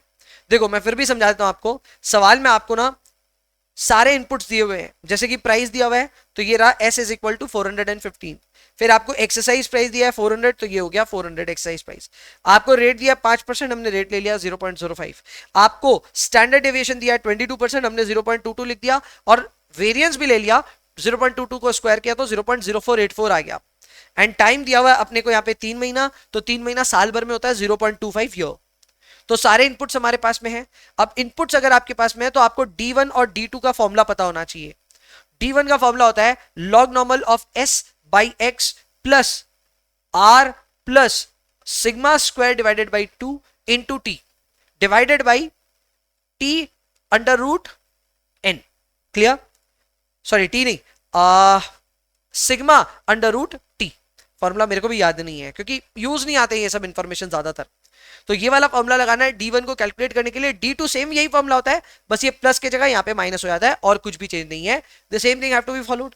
अब आपके पास D1 और D2 जब आ जाएगा तो D1 और D2 के बाद अपने को इसकी नॉर्मल वैल्यूज निकालनी पड़ेगी, यानी कि we will have to calculate normal value of 0.50 and normal value of 0.39। ये कैसे मिलेगा? तो 0.50 का नॉर्मल वैल्यू मिलेगा लॉग नॉर्मल में यहां पे, एंड 0.39 मिलेगा इधर में 0.1517। याद रखना ये सिर्फ टू द राइट वाली वैल्यूज हैं, तो अपने को लेफ्ट वाले भी पूरे के पूरे सेगमेंट की प्रोबेबिलिटी को कंसीडर करना है। तो ये भले ही लिखा है 0.1915 पर एक्चुअल में हम ले रहे हैं 0.6915। व्हाई? बिकॉज अगर हमारी वैल्यू है 0.50 पे, ध्यान रखना ये मैं एक बार डायग्राम बना के दिखा रहा हूं। अगर हम 0.50 पे है, z वैल्यू ऑफ 0.50 पे, हमको ये पूरे रेंज की प्रोबेबिलिटी चाहिए, तो सिर्फ इतने रेंज की प्रोबेबिलिटी है 19%, तो ये तो बाकी 50% है ही, तो दोनों को जोड़ेंगे तो ये 69% प्रोबेबिलिटी हो जाती है। तो this is the probability for ND1। ND2 के लिए भी हमने प्रोबेबिलिटी निकाली, वही 0.6517। फिर क्या था, हमने इसको फॉर्मूले में डाला, जो कि फॉर्मूला ये वाला है। इस फॉर्मूले में डाल करके रिजल्ट निकाला, रिजल्ट हमारे सामने आ गया। अब यही काम जब आप करेंगे पुट के लिए, तो पुट का जो फॉर्मूला होता है वो होता है ये वाला। अब पुट के फॉर्मूले में you don't just have D1 और D2, you have minus D1 and minus D2। तो माइनस के केस में क्या होता है ना, आपके पास जो प्रोबेबिलिटी वैल्यूज होती हैं वो आपको माइनस करके लेनी पड़ती है rather than adding it up. तो आप देख सकते हैं ऊपर हमने क्या किया था, ऐड किया था 0.1915 प्लस 0.5, यहां पे 0.5 में से ये वाली वैल्यू माइनस करते हैं, तो ये वाला आ गया N -50 या -0.5 एंड N -0.39 का वैल्यू हो गया 0.3483। और ये वैल्यूज आने के बाद आप इसको वैल्यूज में पुट अप कीजिए, आपका रिजल्ट आ जाएगा फॉर पुट एज वेल, जिसका रिजल्ट आ रहा है 9.56। सो एकदम एप्लीकेशन ओरिएंटेड है, स्टेप बाय स्टेप अगर आप फॉलो करते हैं तो आपका रिजल्ट आ जाएगा। Obviously you will have to remember equation क्या होती है for finding out D1 and D2। D1 पता है तो D2 अपने आप ही याद हो जाता है। फिर नंबर 2 आपको लॉग नॉर्मल, सॉरी हाँ लॉग नॉर्मल तो आपको कैलकुलेट करना आना चाहिए, क्योंकि लॉग नॉर्मल नहीं आएगा तो आप इक्वेशन नहीं सॉल्व कर पाओगे।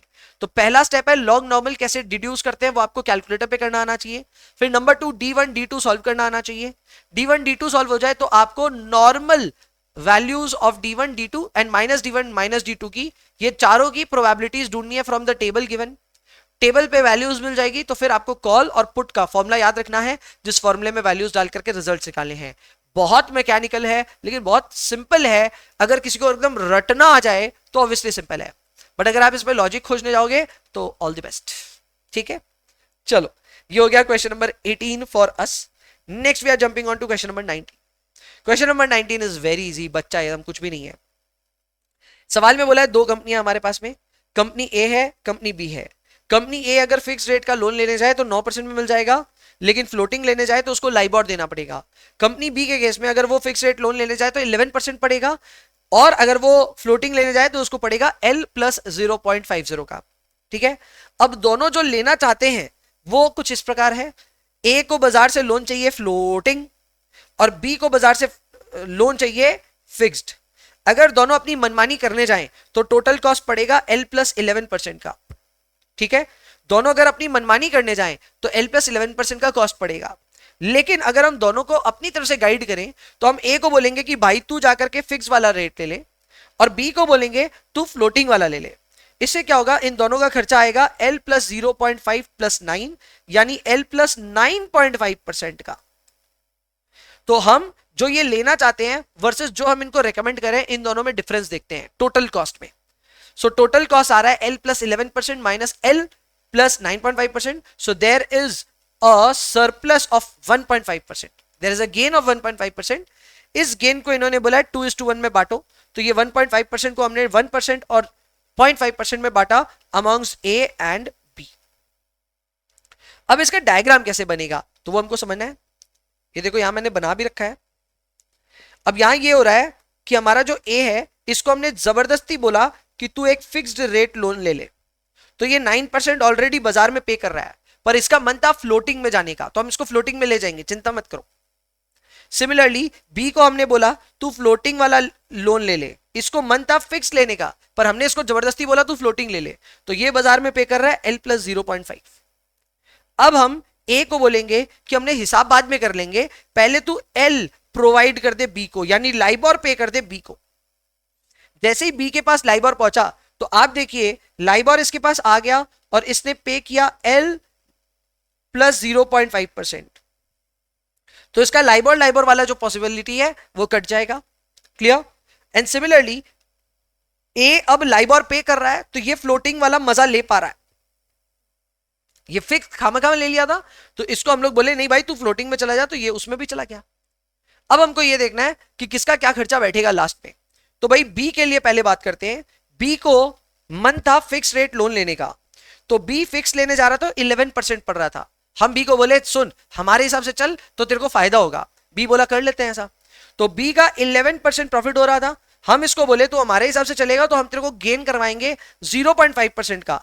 तो अगर इसको 0.5% का गेन होता है तो इसका इफेक्टिव कॉस्ट आता है 10.5% का, तो ये इसका फाइनल इफेक्टिव प्राइस आना चाहिए 10.5 का।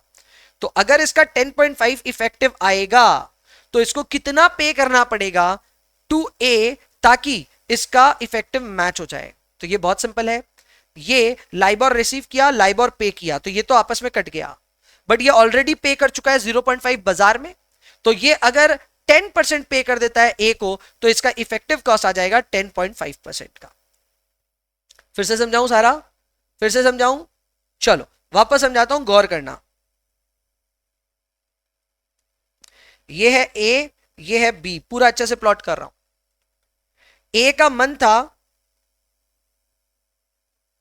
ए का मन था कौन सा लोन लेने में, ए का मन था फ्लोटिंग लेने में,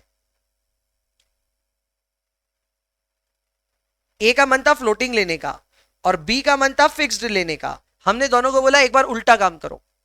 अच्छा ये फ्लोटिंग लेता तो इसको कितने का पड़ता, ये फ्लोटिंग लेता तो इसको पड़ता एल प्लस 0.5% का, क्या लेट मी चेक, नहीं सिर्फ लाइबोर का पड़ता, तो इसको एल परसेंटेज पे पड़ता फ्लोटिंग, और अगर बी फिक्स लेने जाता तो उसको 11% का पड़ता। हमने बी को बोला तू एक काम कर, तुम एक फ्लोटिंग लोन ले लो और फ्लोटिंग लोन में तुम पे करो एल प्लस 0.5%, और ए को बोला कि तुम जबरदस्ती फिक्स्ड रेट लोन ले लो और उसके लिए तुम पे करो 9%। फिर एक दूसरे को बोला कि तुम लोग अपना पोजीशन को स्वैप करो, तो ए को बोला तू बी को ना सिर्फ लाइबोर पे कर दे, वो तुमको क्या देगा वो बाद में देखते हैं, पर तुम पे कर दो लाइबोर टू वुम टू बी। अब बी की पोजीशन देखना, बी को लाइबोर मिल गया और उसने पे किया है लाइबोर, और लाइबोर के साथ में उसने 0.5% भी पे किया है, तो लाइबोर कैंसिल हो गया।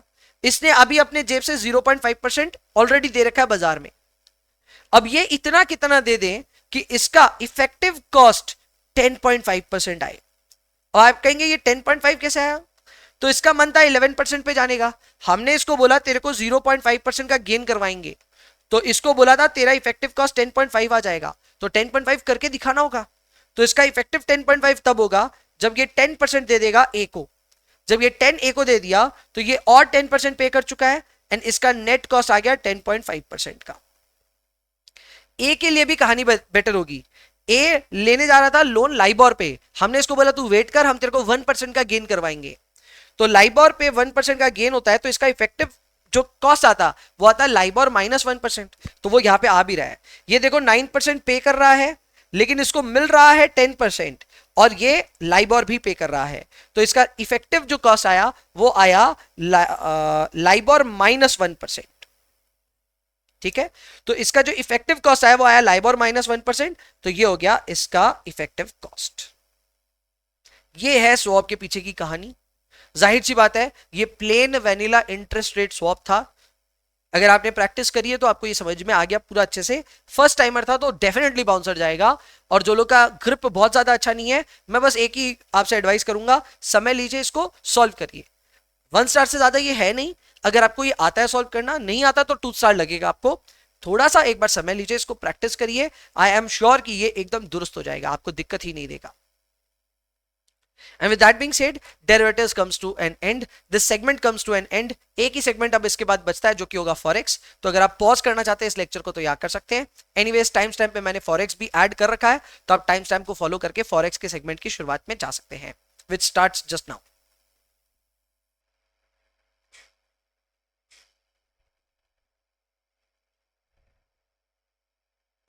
आओ जी, वर्कबुक मैराथन के फाइनल सेगमेंट में आप सबका स्वागत है।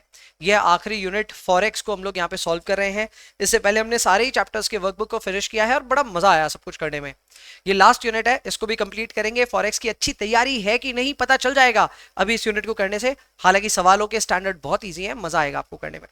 आओ जी, सिर्फ बेसिक से ही काम हो जाएगा तो आपको चिंता क्या बात का है। शुरुआत करते हैं। पहला क्वेश्चन अपने सामने है। पहले क्वेश्चन में बोल रहा है that following is the quotation of axis bank of 20 अप्रैल 2012। भाई कितने पुराने मतलब पुराने सवाल को उठा करके कॉपी पेस्ट करते हैं ये लोग, और कुछ नहीं कर रहे। थोड़ी मेहनत कर लो, डेट्स बदल लो, कम से कम आपसे एक्सपेक्टेड है। हम लोग नहीं करते, हम लोग टीचर्स, हमारे भी मॉक्स में पुरानी डेट रहती है, जाहिर सी बात है, बट इंस्टीट्यूट को तो डेट रिवाइज करके देनी चाहिए। जो भी है, बहुत पुराना सवाल है और रेट्स भी बहुत पुरानी है। 50 रुपए कब हुआ करता था डॉलर? एनीवेज, डॉलर का रेट दिया हुआ है 50.50 एंड 52.50। हम सबको पता है कि अगर हम डॉलर खरीदने की बात कर रहे हैं, डॉलर अगर बाय करना है तो 52.5 का रेट लगेगा, और अगर आप डॉलर सेल करना चाहते हैं तो आपको 50.5 का रेट लगेगा। ये है from the perspective of you, not dealer. ये आपका पर्सपेक्टिव है, डीलर का पर्सपेक्टिव नहीं है। अब आपको बोला है एक इंडियन एक्सपोर्टर है जिसको $100,000 बेचना है, सेल करना। अब बेचना कैसे है? बेचना ऐसा है कि भैया एक्सपोर्टर है तो इसके पास डॉलर आ चुका होगा, क्या मालूम, इसको जा करके इसको बेचने का है। And mister thinking and drinking needs $1,00,000 to import goods from USA. So basically एक को खरीदना है, एक को बेचना है, ऐसा कुछ करना है। आपको बोल रहा है कि मिस्टर स्मार्ट को कितने रुपए बैंक से मिलेंगे अगर वो $1,00,000 बाजार में जाके बेचता है तो भाई 50.5 के हिसाब से मिलेगा। 50.5 इंटू 1 लाख कर लीजिए, 50.5 लाख आ गया। वैसे ही मिस्टर थिंकिंग एंड ड्रिंकिंग, कोई नाम हो सकता है ऐसा, इसको $1,00,000 खरीदने हैं, इसको रेट लगेगी 52.5 की। So clearly 52.5 into 1 lakh is equal to 52.5 lakh. ये भी हो गया। अब बोलता है बैंक का कितना फायदा हुआ। भैया पहली बात, एक फाइनेंस पढ़ रहे हो, एक बात ध्यान रखो, दूसरे की कमाई पे झागा मत कराओ, ठीक है? दूसरा क्या कमा रहा क्या नहीं कमा रहा ना, उसके बारे में अगर सोचना बंद कर दोगे ना, लाइफ अपने आप बेहतर हो जाएगी, ठीक है? आई नो पीपल जो ये बहुत करते हैं, बहुत पसंद है, खुद की नहीं देखेंगे कमाई, दूसरे की कमाई देखते हो, वो इतना कमाता है, वो इतना कमाता है। कुछ नहीं होने वाला। यहाँ पे भी ये सवाल है, भले ही I know it's not practical, but हाँ ऐसे नहीं देखा करो कि कौन कितना कमा रहा है।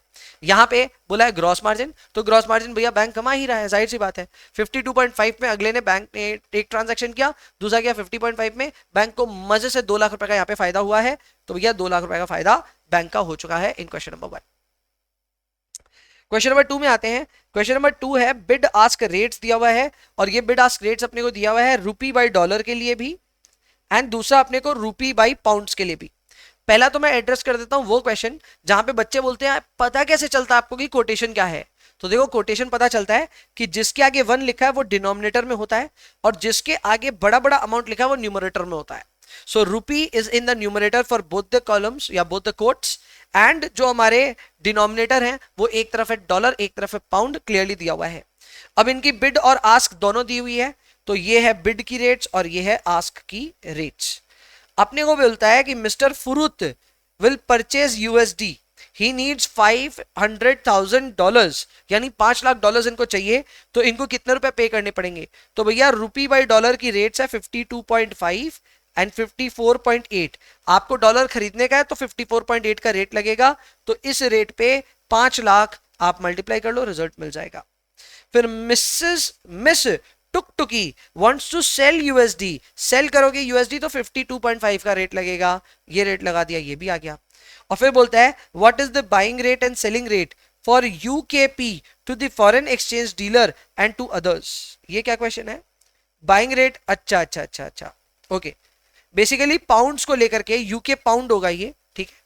तो यूके पाउंड्स जो है उनके लिए बोल रहा है कि बाइंग और सेलिंग रेट बताओ। तो भैया बहुत सिंपल है, पहले हम डीलर के पर्सपेक्टिव से बताते हैं। डीलर के लिए सेलिंग रेट होगा हमेशा ऊपर, तो सेलिंग रेट है 85.1 और बाइंग रेट है 82.4। और अगर हम अदर्स की बात करें तो उनके लिए सेलिंग रेट होगा नीचे और बाइंग रेट होगा ऊपर। सो बाइंग का रेट होगा 85.1 और सेलिंग का रेट होगा 82.4। समझ में आती है? तो डीलर हमेशा कमाने बैठा है तो सेलिंग रेट ऊपर होगा, अदर्स हमेशा खर्चा करने बैठे हैं तो बाइंग रेट ऊपर होगा, सेलिंग रेट नीचे होगा। यह है question number C. Nothing specific है, मजेदार है, सिंपली हो जाएगा। ओ और भी चीजें। डी नंबर में अपने वो बोलता है मिस बिजली एक्सपोर्टेड गुड्स ऑफ 500,000 पाउंड्स, तो इनको पाउंड रिसीवेबल है, क्या रेट लगेगा? तो भैया पाउंड की रेट देख लो आप, पाउंड की रेट है अपने पास में 82.4 एंड 85.1। तो अगर पाउंड आपके पास आने वाला और आप उसको बेचोगे तो 82.4 का रेट लगेगा। तो आप देख सकते हैं यहाँ पे हमने रेट लगाया 82.4 का। एंड सिमिलरली अगर आप किसको पाउंड भेजना चाहते हैं तो आप खरीदना चाहते हैं तो रेट लगेगा 85.1 वाला, ये वाला रेट, और वही चीज पे हमने ये ट्रांजैक्शन क्लोज किया है। तो देखा जाए तो सवाल ऐसे तो 5 सेगमेंट्स पे पूछा गया है, बट फंडामेंटल्स ही पूछ रहा है बार बार आपसे। तो अगर आप फॉरेक्स के फंडामेंटल्स अच्छे से जानते हैं, इस तरह के सवाल आराम से सॉल्व कर सकते हैं। क्वेश्चन नंबर 3 में चलते हैं। क्वेश्चन नंबर 3 में अपने को बोल रहा है an extract from foreign exchange rate list of Kolkata based bank is given below. तो आपको एक रेट दी हुई है, ये रेट है रुपी बाई येन के हिसाब से, और ये रेट दी हुई है 0.3992 and 0.4002। How many yen will it cost for Japanese tourist to purchase 2500 worth of jackfruit in India? अब ये मुश्किल वाली बात आ गई। क्यों मुश्किल वाली बात आ गई समझना प्लीज। आपको जो कोटेशन दिया है वो कोटेशन में येन नीचे है, पर आपको जो ट्रांजैक्शन करना है वो रुपीज में करना है। तो पहला आपकी रेट ये नहीं चलेगी, आपको रेट्स को करना पड़ेगा रिवर्स। और रेट्स को अगर आप रिवर्स करना चाहते हो तो आपको रेट चाहिए येन बाई रुपी। क्या हम ये रेट ले सकते हैं? एकदम ले सकते हैं। येन बाई रुपी लेने के लिए हमको बिड और आस्क को उल्टा करना पड़ता है, रेसिप्रोकल करना पड़ता है, वो भी उल्टा पुल्टा करके, मतलब क्रॉस रेट वाला जो कॉन्सेप्ट होता है, या जिसको हम बोलते हैं ना, क्या बोलते हैं, डायगोनल रूल, वो अप्लाई करना पड़ेगा। तो ये हो जाएगा 1.0.4002 स्लैश 1/0.3992। तो इसका रिजल्ट आ रहा है 2.4987, 88 कर देते हैं इसको, एंड ये आ रहा है 0.3992, तो ये आ रहा है 2.5050। ठीक है, तो ये अपनी अलग अलग रेट हो गई। अब अपने वो 2500 रुपए खर्च करने हैं, खर्च करने हैं तो खरीदने हैं रुपए, रुपए खरीदने हैं तो ये वाली रेट लगेगी। So the result will be 2500 into 2.5050। Result आया 6225.5, 3 भी कर सकते हो। ठीक है, तो ये कैसे आया समझ में आया आपको? इधर हमने क्या किया, सबसे पहले मैं बता देता हूं। इधर हमने कोट को डायरेक्ट से इनडायरेक्ट कन्वर्ट किया। सबसे पहले तो हमने direct to indirect quote convert किया, क्योंकि ट्रांजैक्शन रुपीज में दिया हुआ था तो अपने को रुपीज नीचे चाहिए था, तो हमने रेट्स को बदला। रेट्स को बदलने के लिए हमने यहाँ पे डायगोनल रूल का ख्याल रखा। डायगोनल रूल का ख्याल रख करके हमने इनडायरेक्ट कोट निकाला, इनडायरेक्ट कोट से हमने ये सॉल्व किया। इजी हो गया ये काम करना। नंबर 2 बोलता है कि अगर आपको येन में एक कैमकॉर्डर खरीदना है 1,25,000 का, 1,25,000 का, तो उसके लिए कितना लगेगा? आपको येन में खरीदारी करनी है तो येन खरीदना होगा, येन खरीदने के लिए ये वाला रेट लगेगा। सिंपल हिसाब है, येन नीचे होना चाहिए खरीदने वाला रेट। सो ये हो जाएगा 1,25,000 इंटू 0.4002, ये रिजल्ट आ गया 50,025 यानी 50,025 rupees. Again 1 star question, this because this is very very basic rooted fundamental question. आना चाहिए वैसे तो आपको, लेकिन हाँ थोड़ा चैलेंजिंग है यहाँ पे, कोट्स को लेकर के थोड़ा कंफ्यूजन होना लाजमी है, लेकिन ये बनना चाहिए एग्जाम में। ये एग्जाम में आए और आप बनाएं तो आपके फ्री के नंबर हैं। हालांकि मुझे लगता नहीं इतने इजी क्वेश्चन आना चाहिए एग्जाम में। चलो क्वेश्चन नंबर 4 में चलते हैं। क्वेश्चन नंबर 4 है स्पॉट रेट पे और फॉरवर्ड प्रीमियम पे, या फिर बोल सकते हैं स्वैप पॉइंट्स पे। तो यहां पे अपने को फॉरवर्ड रेट निकालनी है। इट इज वेरी इजी, सिर्फ देखने वाला पॉइंट है 3 महीने वाला, जिसमें आपकी रेट जो है ना वो स्वैप पॉइंट रिवर्स ऑर्डर में दिया हुआ है। पहला वाला पॉइंट ज्यादा है और दूसरा वाला कम है, तो इस केस में हम माइनस करते हैं स्वैप पॉइंट्स को, बाकी में प्लस करते हैं। तो आप देखिए यहाँ पे भी प्लस किया, यहाँ पे भी प्लस किया, पर यहाँ माइनस किया है। तो बस इस बात का ख्याल रखना होता है। If the swap points are in reverse order, then in that case we deduct the swap points from our spot points. बस वो करना है, रिजल्ट्स आ जाएंगे। ये रिजल्ट्स ही अपने फाइनल आंसर्स हैं for question number 4। Very easy. Question number 5 में चलते हैं। स्पॉट रेट दिया हुआ है 80 रुपीज का अगेंस्ट $1। 6 मंथ्स फॉरवर्ड रेट है 84.5। अपने को फॉरवर्ड प्रीमियम या डिस्काउंट निकालना है ऑन एनुअल बेसिस। एनुअल का मतलब अपने को 12/6 करना होगा, लास्ट में एनुअलाइज करना होगा। तो फॉर्मूला होता है F minus S by S into 100 into 12/n। उस फॉर्मूले के हिसाब से F हो गया 84.5, S हो गया 80 इंटू 12/n इंटू 100, सॉल्व करने पे आया 11.25%। क्वेश्चन नंबर 6 में चलेंगे। किसी भी सवाल में अगर आपको ऐसा लगता है कि आपको और समय स्पेंड करना है तो आप बिंदास कर सकते हैं, मैं मना नहीं करूंगा। All these are fundamental question, so I am rushing with a good pace. आपको वेट करना है, पॉज कर करके आप अपनी तैयारी कंप्लीट करिए। क्वेश्चन नंबर 6 में चलते हैं। बैंक ऑफ महाराष्ट्र जो कि मुंबई में है, उसने अपने को कुछ रेट्स दी हैं। रुपी बाई डॉलर की भी रेट है, रुपी बाई पाउंड की भी रेट है। अपने को यहाँ पे डिटरमाइन करना है rate for dollar by pound and pound by dollar. ये क्या हिसाब किताब है? एक ही बात है, मतलब रिवर्स करके आपको निकालना वो एक अलग बात है। पहला हमारे पास इनकी डायरेक्ट रेट्स नहीं है तो हम क्रॉस रेट्स निकालेंगे। क्रॉस रेट निकालने के लिए आपको क्या चाहिए, पहले ये देखो, हमको चाहिए डॉलर बाई पाउंड, ठीक है। तो अपने को ये देखना है इन दोनों रेट्स में पाउंड किस में नीचे है। पाउंड नीचे है इस वाले में, तो हम ये वाला पहले लिख दिए। फिर दूसरे केस में हमको डॉलर ऊपर ले जाना है, पर यहाँ तो डॉलर नीचे है, तो डिवाइड करके अगर लिखेंगे तो डॉलर ऊपर चला जाएगा। ये वाला तरीका हमने यहाँ पे अप्लाई किया। सॉल्व करने के टाइम पे ध्यान देना, हम लोग इस रेट से शुरुआत कर रहे हैं तो डिवाइड इससे करेंगे, फिर इस रेट को ले रहे हैं तो डिवाइड इससे करेंगे। डायगोनल रूल अप्लाई होगा, ध्यान रखना, डायगोनल रूल इज अप्लाइड। इसको अप्लाई करने पे हमारे पास रिजल्ट आ गया यहाँ पे for dollar by pound. And obviously अगर आप पाउंड बाई डॉलर करना चाहते हैं तो आप 1/1.60 करेंगे एंड 1/1.5278 करेंगे, तो इससे आपके पास रिजल्ट्स आ जाएंगे। ठीक है, ये बात का ध्यान देना है और इसमें कुछ भी खास नहीं है। This is question number 6। This question was on cross rate.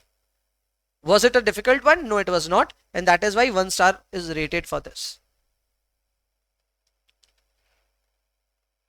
Question number 7 में आते हैं दोस्तों।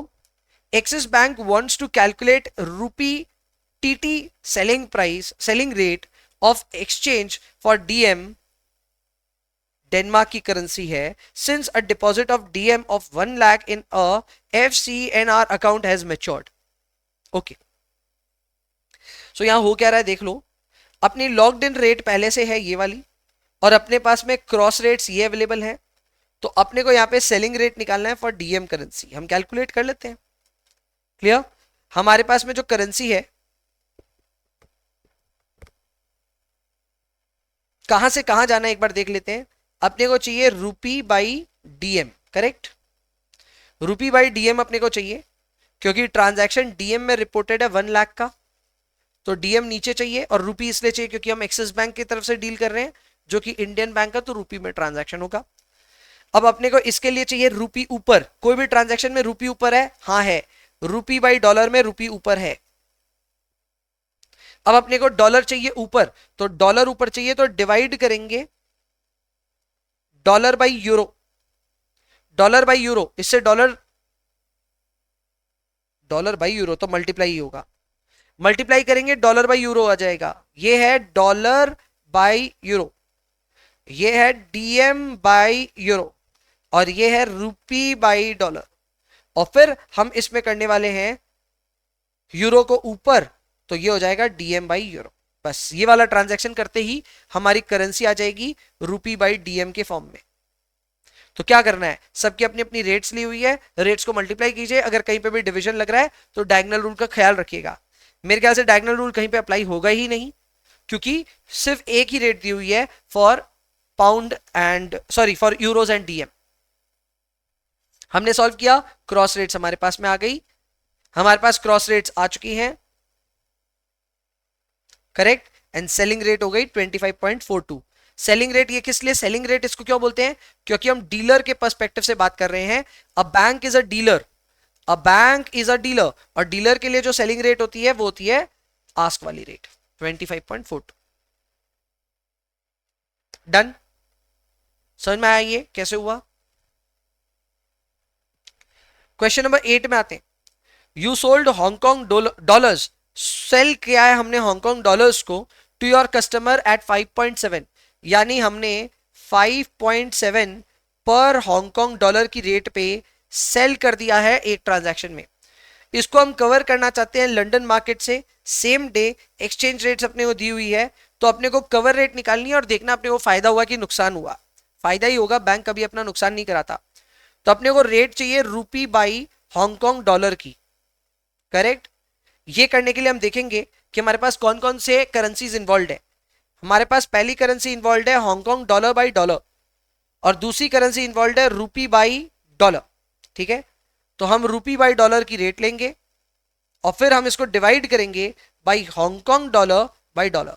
इससे क्या होगा, rupee by dollar into dollar by Hong Kong dollar, and dollar dollar cut गया, तो we will get our rate. तो ये डिवीजन वाला फॉर्मूला एकदम वर्क करेगा, बस डिवीजन करते वक्त डायगोनल रूल का ख्याल रखना। So we will start with 42.7, इसको डिवाइड करेंगे बाई 7.592 एंड 42.85, और इसको हम यहाँ पे डिवाइड करेंगे बाई 7.5880।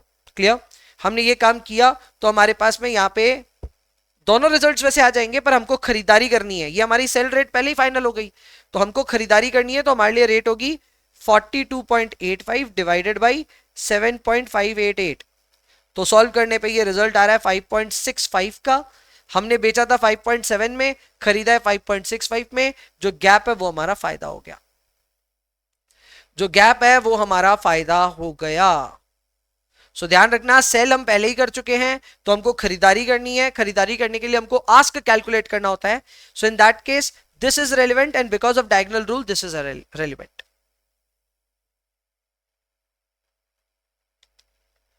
डन दोस्तों। क्वेश्चन नंबर 9 में आइए प्लीज।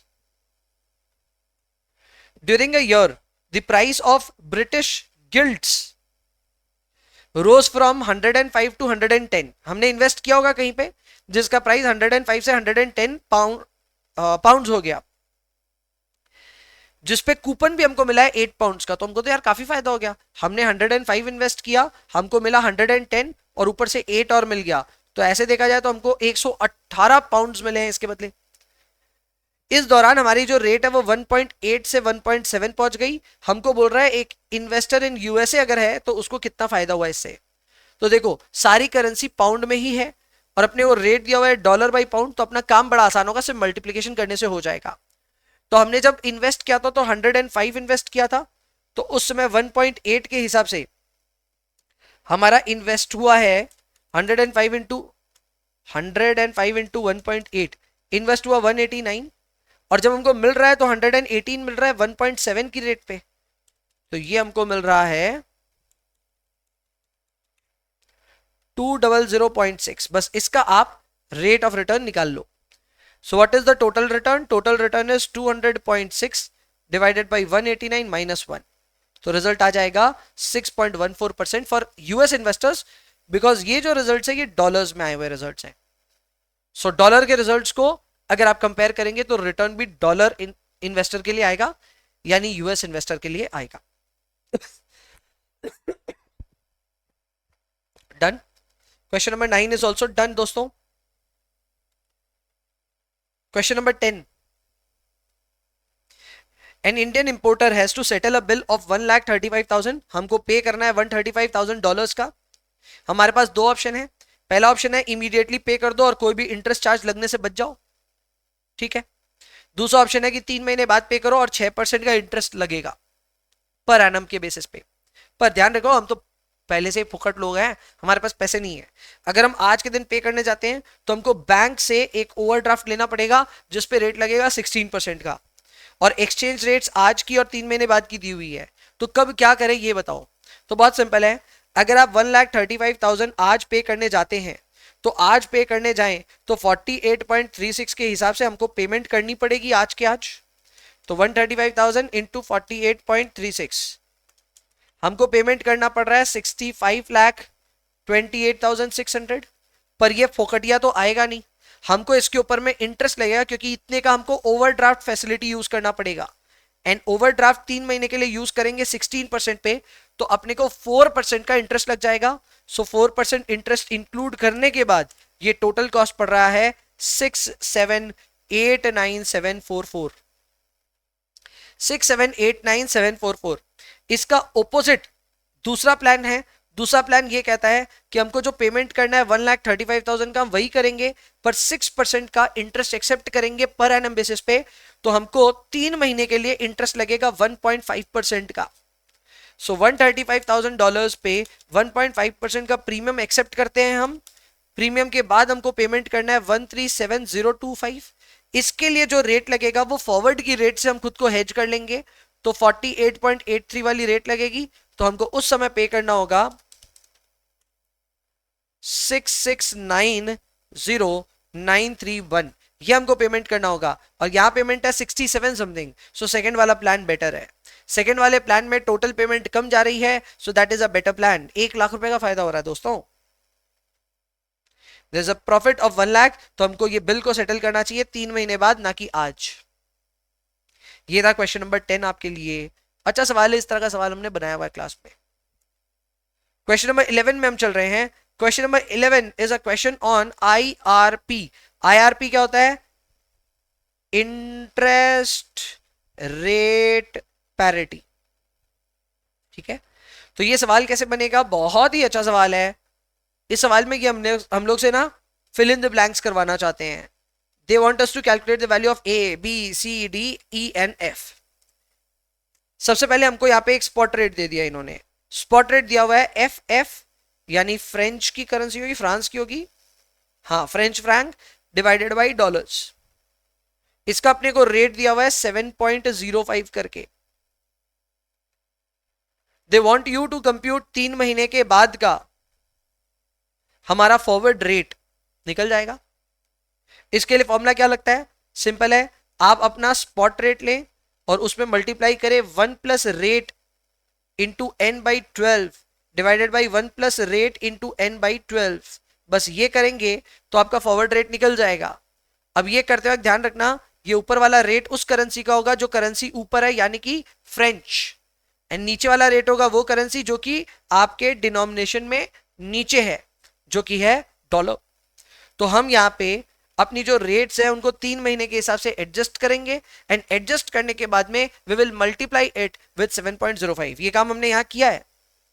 19.5% को 3 महीने के लिए एडजस्ट करने के बाद वो हो जाता है 4.875%, एंड 11.5% को इंटू 3/12 करने के बाद हो जाता है 2.875%।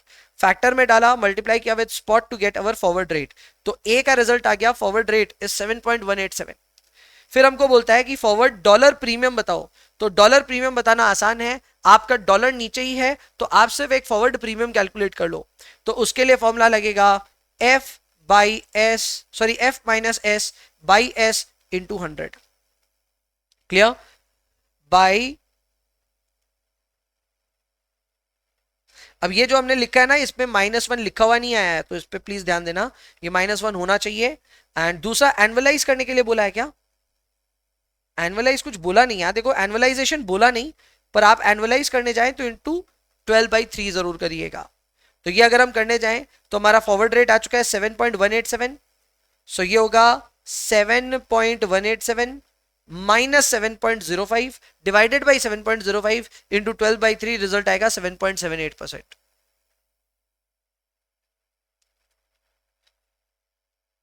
नेक्स्ट हम चलते हैं 6 महीने के हिसाब किताब में। फॉरवर्ड रेट तो उतना ही है, डॉलर का रेट हमको पता है, लेकिन अब फ्रांस की रेट हमें नहीं मालूम, ठीक है, और ना ही हमारे पास फॉरवर्ड की रेट है, पर हमारे पास फॉरवर्ड का प्रीमियम जरूर है। अगर फॉरवर्ड का प्रीमियम है 6.3%, तो ये हमारे को फॉरवर्ड रेट कैलकुलेट करने में ऐसी ही मदद कर देगा। तो अगर हमारा स्पॉट रेट है 7.05%, करेक्ट, इसमें अगर हम ऐड करते हैं 3.15%, 3.15% कैसे भैया, 6.3% तो साल भर का है, अगर हम 6 महीने का करें तो इट बिकम्स 3.15%। तो 3.15% ऐड करने पे ही फॉरवर्ड रेट आ जाएगा। सो ये है 7.05 plus 3.15%, that becomes 7.272, 7.272, that is the forward rate. तो हमारे पास फॉरवर्ड रेट आ गई, यानी डी आ गया, डी का वैल्यू है 7.272। और अब अगर आपके पास फॉरवर्ड रेट आ गया तो आप फ्रांस का भी जो भी रेट है वो भी निकाल पाएंगे। कैसे? सिंपल है, हम लेंगे spot rate which is 7.05 into France का रेट हमें नहीं मालूम, तो हम उसको एक बार के लिए x मान लेते हैं, x into 6/12 divided by 1 plus हमारा डॉलर का रेट क्या है 11.5%, सॉरी 12.25, चेंज हो गई ये रेट। सो ये हो गया 0.1225 इंटू 6/12। इस इक्वेशन को सॉल्व करने के बाद आपका वैल्यू आना चाहिए 7.272। बस इस इक्वेशन को सॉल्व कर लो, x को सॉल्व करते ही आपका c का रिजल्ट आ जाएगा। If you will solve x here, you will get the value of c। हमने यहां पे इसको पूरा तरह से सॉल्व किया नहीं है, इसको हमने थोड़ा इजी अप्रोच में सॉल्व कर लिया। सॉल्व करने के बाद रिजल्ट आ रहा है 18.94%। हालांकि आई वुड रेकमेंड कि आप पूरा इस प्रोसेस के साथ ही जाएं, ये सही तरीका है, फॉर्मूला ड्रिवन है, आप इसमें गलती नहीं करोगे। मैं फिर रिमाइंड कर दूं आपको, हमारे पास फ्रांस की रेट नहीं है पर डॉलर की रेट थी। हमारे पास में फॉरवर्ड की रेट कैसे आई? By using the forward premium that was given, and spot rate तो हमारे पास पहले से ही थी। So we were about to find the France rate और द फ्रेंच रेट, उसको हमने x माना, बाकी सॉल्व किया, रिजल्ट आ जाएगा 18.94%। And accordingly you can do the calculations for year 1 as well. मैं फिलहाल इसको डिस्कस नहीं कर रहा हूं, but you can obviously do the calculations. Easy है, 11 is also very easy. Computationally, I would give it a 2 star. Computationally, but otherwise, conceptually, this is not difficult. Again, goes with a single star from my level. Question number 12 में आते हैं। Question number 12 is a question on cross rate. इसको हम बोलते हैं triangular arbitrage cross rate. So we have got a rate given in euros divided by pound. We have been given rate rupee by euros. And we have been given a rate rupee by pound. ठीक है, अपने को यहां पे pound और रुपी के basis पे ही सारा एक्शन लेना होगा, क्योंकि आर्बिट्राइजर के पास शुरुआत में क्या है, पाउंड है। तो पाउंड है तो रुपी और पाउंड का रिलेशनशिप लेना है। तो रुपी और पाउंड के रिलेशनशिप को अगर हम क्रॉस रेट में डिफाइन करें तो हम लिखेंगे rupee by euro into euro by pound.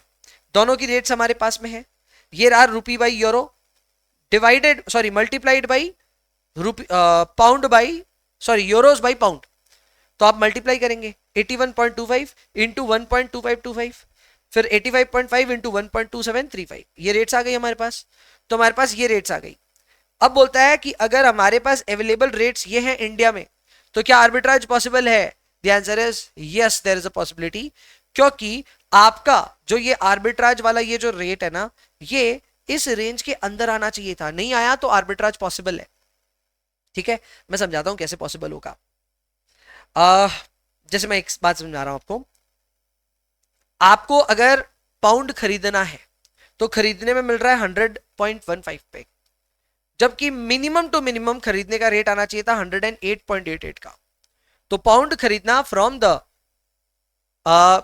Interbank market ज्यादा महंगा है, आप डायरेक्ट खरीदेंगे इंडिया में तो सस्ता मिल रहा है।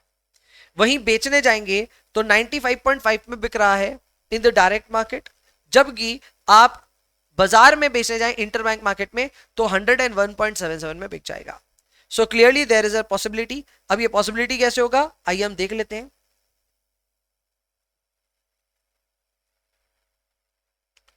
ठीक है, तो हमारे पास सबसे पहले पाउंड है 1 लाख। इस पाउंड को हम इंडिया में जो रेट चल रही है उससे रुपीस में कन्वर्ट कर लेंगे। पाउंड को सेल करना है ना, पाउंड को सेल करना है तो इंटरबैंक मार्केट से जाकर के सेल करेंगे। चलो ठीक है, देखते हैं कहानी देखते हैं।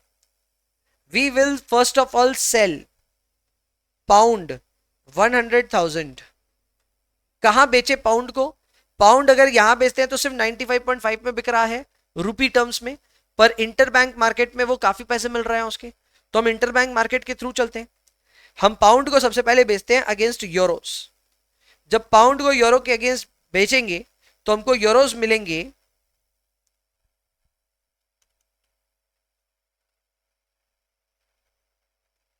1.2525 इंटू 1 लाख, तो ये मिल रहा है 125,250। फिर हम ये 125,250 को कन्वर्ट करेंगे Euros to rupees, Euros to rupees. तो यूरोस टू रुपीस अगर हम कन्वर्ट करते हैं तो यहां पे हमारे पास में आएगा इन द इंटरबैंक मार्केट हम बेचना चाह रहे हैं, सो 125 इंटू 81.25 हमको मिल गया 101,76,562.5। ये इतने रुपए हमको मिल गए रिसीव्ड। क्लियर? अब इतने ही रुपए को अगर हम कन्वर्ट कर लेते हैं इनटू बैक टू यूरोज तो उससे हमारा काम हो जाएगा। हम यूरो खरीदने जाएंगे तो हमको रेट लगेगा 100.15 का। देखते हैं हमारे पास कुछ बचता है क्या। बच गया 101613, यानी 1613 पाउंड्स का हमको फायदा हो गया। पाउंड में फायदा हुआ 1613 का। चेक कर लेते हैं पहले, फिर मैं वापस सारा समझाऊंगा आपको। ठीक है, आर्बिट्राज गेन हमारा मैच हो गया। अब ये कैसे हुआ वापस पूरा कहानी समझ लो। देखो सबसे पहले आपको ना यहां पे ये देख करके समझ में आना चाहिए कि हाँ पॉसिबिलिटी है आर्बिट्राज का कि नहीं। ठीक है, यहां पे आर्बिट्राज का डेफिनेटली पॉसिबिलिटी था। हमारे हिसाब से जो रेट्स आई थी वो रेट्स इन कोटेड रेट से बहुत अलग थी। तो हमारे पास शुरुआत था पाउंड से। अब देखो मेरी बात सुनो, आपके पास दो कंपीटिंग रेट है। एक रेट में आप रुपए में कन्वर्ट करा सकते हो, तो उसमें आपको 100.15 रुपीस और 95.5 की रेट मिल रही है। तो हम पाउंड से शुरू कर रहे हैं तो पाउंड बेचेंगे। यहां पाउंड अगर हम बेचते हैं डायरेक्टली इन इंडिया तो हमको रेट मिलता है 95.5 का। लेकिन अगर हम इंटर बैंक मार्केट के थ्रू रुपीस में कन्वर्ट करें तो हमको रेट मिलती है 101.77 की। तो हमको क्लियरली समझ में आ गया कि हम इंटर बैंक मार्केट से शुरुआत करेंगे। तो हम क्या कर रहे हैं, हम पाउंड्स लेकर के गए इंटर बैंक मार्केट में और पाउंड को कन्वर्ट किया इनटू यूरोस। तो पाउंड को कन्वर्ट करते वक्त हमको यहां पे पाउंड देने पे रेट मिली 1.2525 की। तो हमारे पास में आ गए यूरोस 125,250। फिर हम वही इंटरबैंक मार्केट में कंटिन्यू किए and we wanted to convert our euros into rupees. तो जब हम यूरोस को रुपीस में बेचने गए तो उस पे हमको रेट मिली 81.25 की। तो 125,250 पे 81.25 की रेट मिली, तो यहां पे हमारे पास रुपीस में आइटम आ गया। इस रुपी के आइटम को अब हम फाइनली इंडिया की बैंक में जाकर के कन्वर्ट करेंगे इनटू अगेन पाउंड्स। ठीक है, तो हमारे पास यहां पे कितने रुपए आए देख लेते हैं। यहां पे हमारे पास आए 125,250 इंटू 81.25, तो हमारे पास यहां आए रुपीस 101,76,563 पकड़ लेते हैं। इतने पैसे हमारे पास आए। तो अब हम इसको इंडिया की बैंक में जाकर के खरीद रहे हैं क्या, वापस पाउंड्स। तो पाउंड्स खरीदने गए तो वहां पे हमको रेट मिला 100.15 का, क्योंकि हम खरीद रहे हैं तो आस्क वाला रेट लगेगा। तो हमको पाउंड कितना मिला वापस 101 76563 डिवाइडेड बाई 100.15, तो हमको मिला 101,613.21। ठीक है, तो हमको इतने वापस मिल गए। So we started with 1 lakh pounds, we ended with 101,613.21। So clearly there was a gain of 161321 pounds, 1613.21 pounds. तो ये डिसीजन आपको लेना है, रिजल्ट आपका एग्जैक्टली मैच हो जाएगा। This is how we will do arbitrage here. इसको मैं 1 स्टार से अपग्रेड करके 2 स्टार डालना चाहता हूं। This is not very easy to think, कई बच्चे इसमें कंफ्यूज होते हैं। Triangular arbitrage is a little tricky area, थोड़ा कंफ्यूजन यहां हो सकता है। इसको मैं अपग्रेड करने के लिए रेडी हूं। मैंने 1 स्टार दिया था इसको, पर आई थिंक इसको 2 स्टार देना चाहिए। और जी नेक्स्ट क्वेश्चन में बढ़ेंगे। नेक्स्ट क्वेश्चन वापस आर्बिट्राज गेन के ऊपर है। अपने को दिया हुआ है स्पॉट रेट, अपने को दिया हुआ फॉरवर्ड रेट, रेट्स भी दी हुई है। जाहिर सी बात है हम थ्योरेटिकल रेट निकालना चाहेंगे यूजिंग इंटरेस्ट रेट पैरिटी। तो 62.1 की रेट है, हमको 3-3 महीने के हिसाब से काम करना है। रेट दी हुई है इंडिया में 6%, यूएस में दी हुई है 11%। तो ये होगा 1 + 0.11 इंटू 3/12 डिवाइडेड बाई 1 + 0.06 इंटू 3/12। तो ये हो गया 62.10 इंटू 0.11 डिवाइडेड बाई 4, यानी 1.0275 डिवाइडेड बाई 0.06 डिवाइड बाई 4, यानी 1.015। सॉल्व करने पे आ रहा है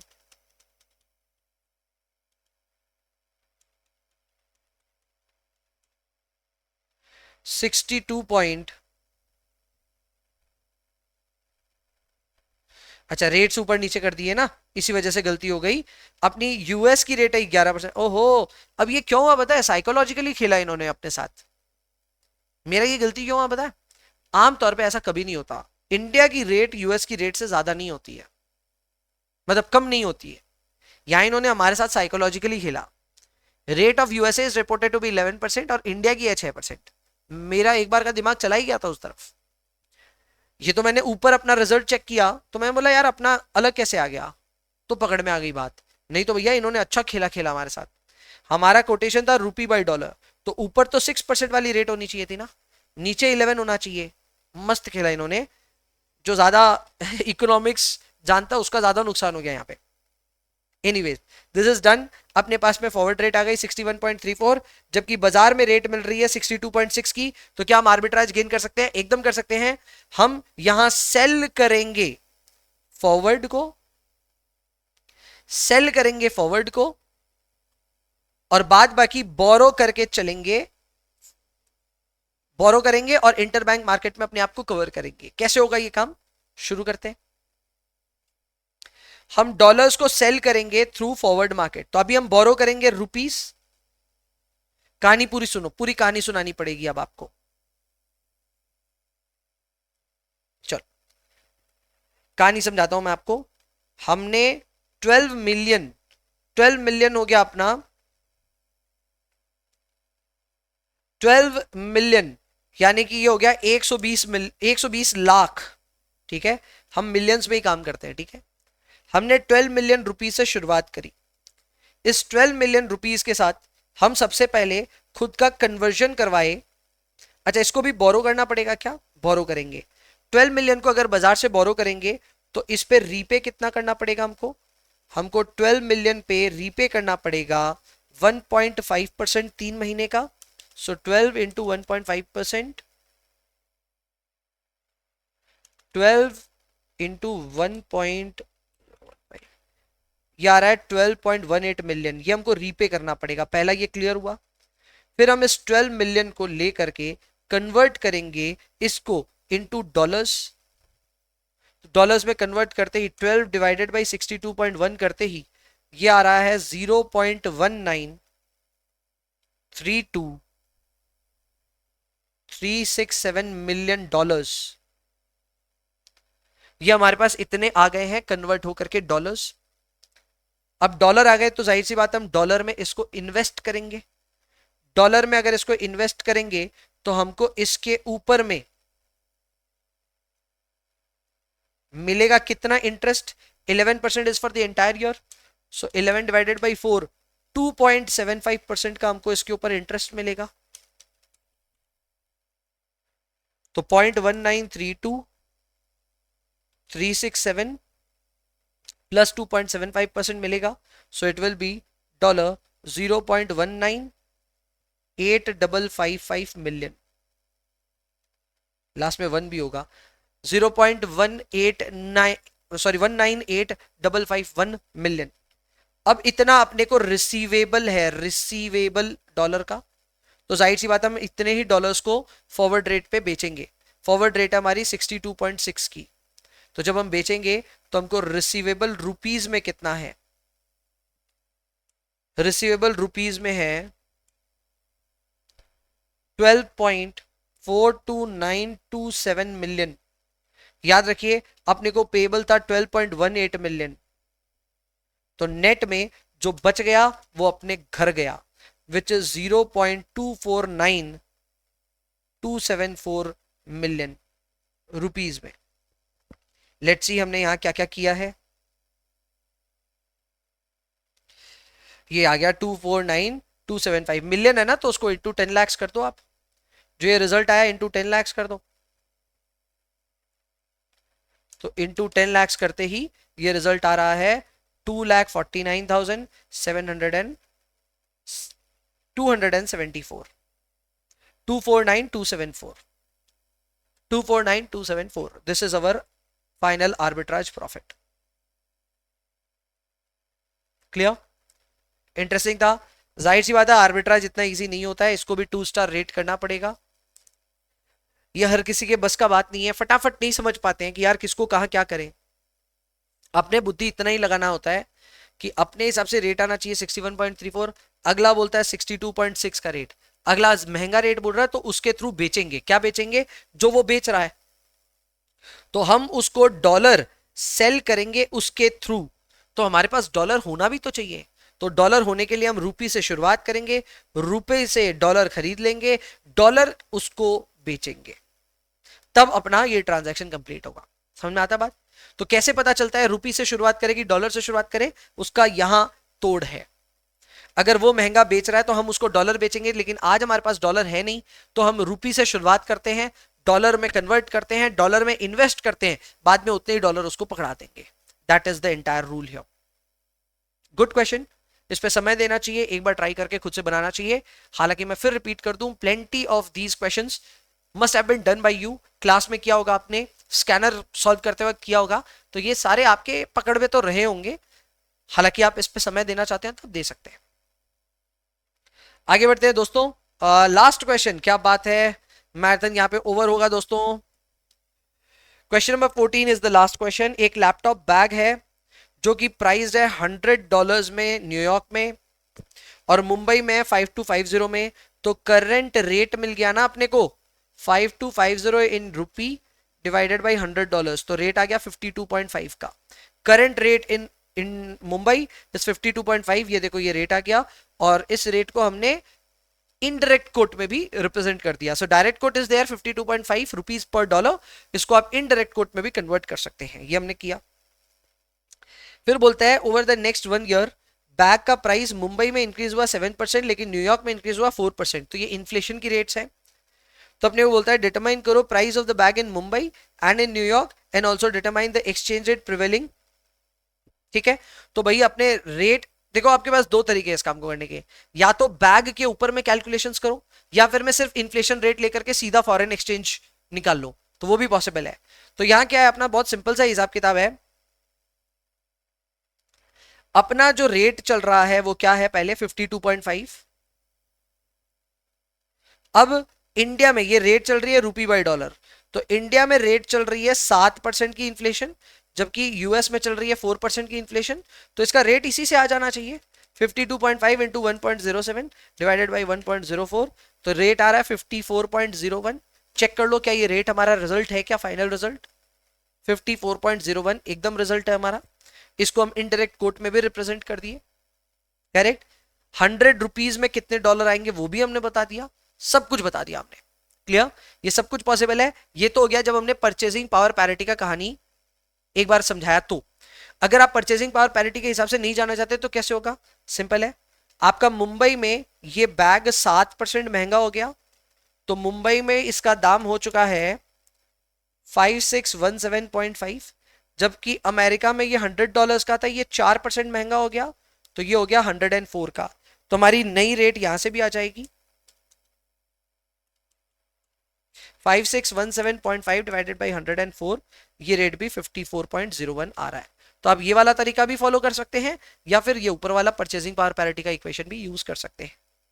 डन, परफेक्ट। लास्ट में बोलता है अप्रिसिएशन या डेप्रिसिएशन बताओ ऑफ रूपी इन 1 ईयर। अब ये ना सवाल बहुत इंटरेस्टिंग लगा मुझे, सवाल इंटरेस्टिंग है, इनका सॉल्यूशन गलत है। क्यों? क्योंकि भाई ये अपने को ना एप्रिसिएशन या डेप्रिसिएशन ऑफ रूपी पूछ रहे हैं, डॉलर नहीं पूछे। तो जब ये रूपी पूछे तो हमारा पहला दिमाग में ख्याल आता है कि रूपी को नीचे ले आते हैं, यानी इनडायरेक्ट कोट्स को यूज करते हैं। तो इनडायरेक्ट कोट्स को अगर हम यूज करें तो ये है मेरी इनडायरेक्ट स्पॉट रेट, ये है मेरी इनडायरेक्ट फॉरवर्ड रेट। इसको यूज करके मुझे अपना फॉरवर्ड प्रीमियम या फिर डिस्काउंट निकालना चाहिए। हमने एग्जैक्टली यही काम किया, आप देख सकते हैं। फॉर्मूला होता है F minus S divided by S into 100, correct. तो हमने यही किया, एफ है हमारा 0.1851, एस है 0.01905, फिर 0.01905 जो कि स्पॉट रेट है वो नीचे लिया, इंटू 100 किया, रिजल्ट आया 2.83%। हम सोचे हम करेक्ट है, हम करेक्ट है, हम करेक्ट है। इन्होंने भाई साहब रूपी का अप्रिसिएशन डेप्रिसिएशन भले ही पूछा, कैलकुलेशन कर दिया डॉलर पे ही। आप बोलेंगे ये क्या हिसाब है भाई, इन्हीं का हिसाब है। इन्होंने 52.5 और 54.04 को लेकर के इसको 54.01 को लेकर के इसको सॉल्व किया है, यानी इनका रिजल्ट आया 54.01 माइनस 52.50 डिवाइडेड बाई 52.50 इंटू 100।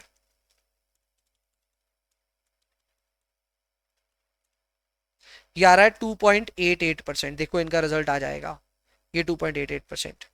क्या ये अपने हिसाब से सही है? नहीं, मेरे हिसाब से एकदम सही नहीं है, क्योंकि ये जरूर एप्रिसिएशन है, लेकिन ये एप्रिसिएशन इन डॉलर्स है, and appreciation in dollars is not equal to depreciation in rupee. तो मेरा रूपी का डेप्रिसिएशन है 2.83%, वो सही है, और एप्रिसिएशन इन डॉलर्स 2.88% है, वो सही है। पर अगर आपने रूपी पूछा तो डॉलर का रेट मेरे हिसाब से सही आंसर नहीं है। तो मेरा अगेन एक एडवाइस है, पीस ऑफ एडवाइस, कि अगर सवाल ऐसा एग्जाम में आ जाए तो प्लीज दोनों ही पर्सपेक्टिव से कैलकुलेट कर लेना। प्लीज कैलकुलेट कर देना what is the depreciation in rupee and also calculate what is the appreciation in dollar. अगर ऐसा करोगे तो बचे हुए रहोगे, नहीं तो खामखा नंबर कटवाओगे आप अपना। ठीक है दोस्तों, चलो, with that being said, that marks the end of this entire marathon. Forex का यहाँ पे सेगमेंट हो चुका है ओवर। हमने 2 पार्ट्स इससे पहले कर लिए थे, ये तीसरे पार्ट पे भी मैराथन हो गया है complete. I am glad that we were able to solve this entire workbook in a record time, and I hope आपके लिए ये बहुत ज्यादा फायदेमंद रहा होगा। आगे आने वाले टर्म्स के लिए भी मैं बता दूं, जो भी आगे आने वाले टर्म्स में अगर कोई बच्चा यहाँ स्किप कर रहा है तो उनको मैं बता दूं, हर मैराथन जो मैं लिया हूं, हर टर्म, हर मैराथन रेलिवेंट है। मैंने मेगा रिविजन्स लिया था, वो भी रेलिवेंट है। मेगा रिविजन के बाद में मैंने मैराथन लिया था दिसंबर 24 के टर्म में, वो भी रेलिवेंट है। जून 25 का वर्कबुक करवा दिया, ये भी रेलिवेंट है। यानी कि हर चीज ओवरलैप होते जा रही है। अगर आप ये सोच रहे हैं कि किसी भी एक टर्म का मैराथन करने से अपनी पूरी तैयारी होती है, देन यू आर रॉन्ग, नहीं होती। आपको पुराने टर्म का भी मैराथन देखना है और ये सब भी देखना है। तो ये इसी तरह हम एडअप करते रहेंगे, एंड आई एम श्योर कि ये मैराथन कंप्लीट करने के बाद अब जब दिसंबर 25 का मैराथन वगैरह लेने का बारी आएगा तब कुछ और नया आपके लिए लेकर के आ पाएंगे। अभी फिलहाल के लिए this marathon is over, I will see you in the next one, bye bye.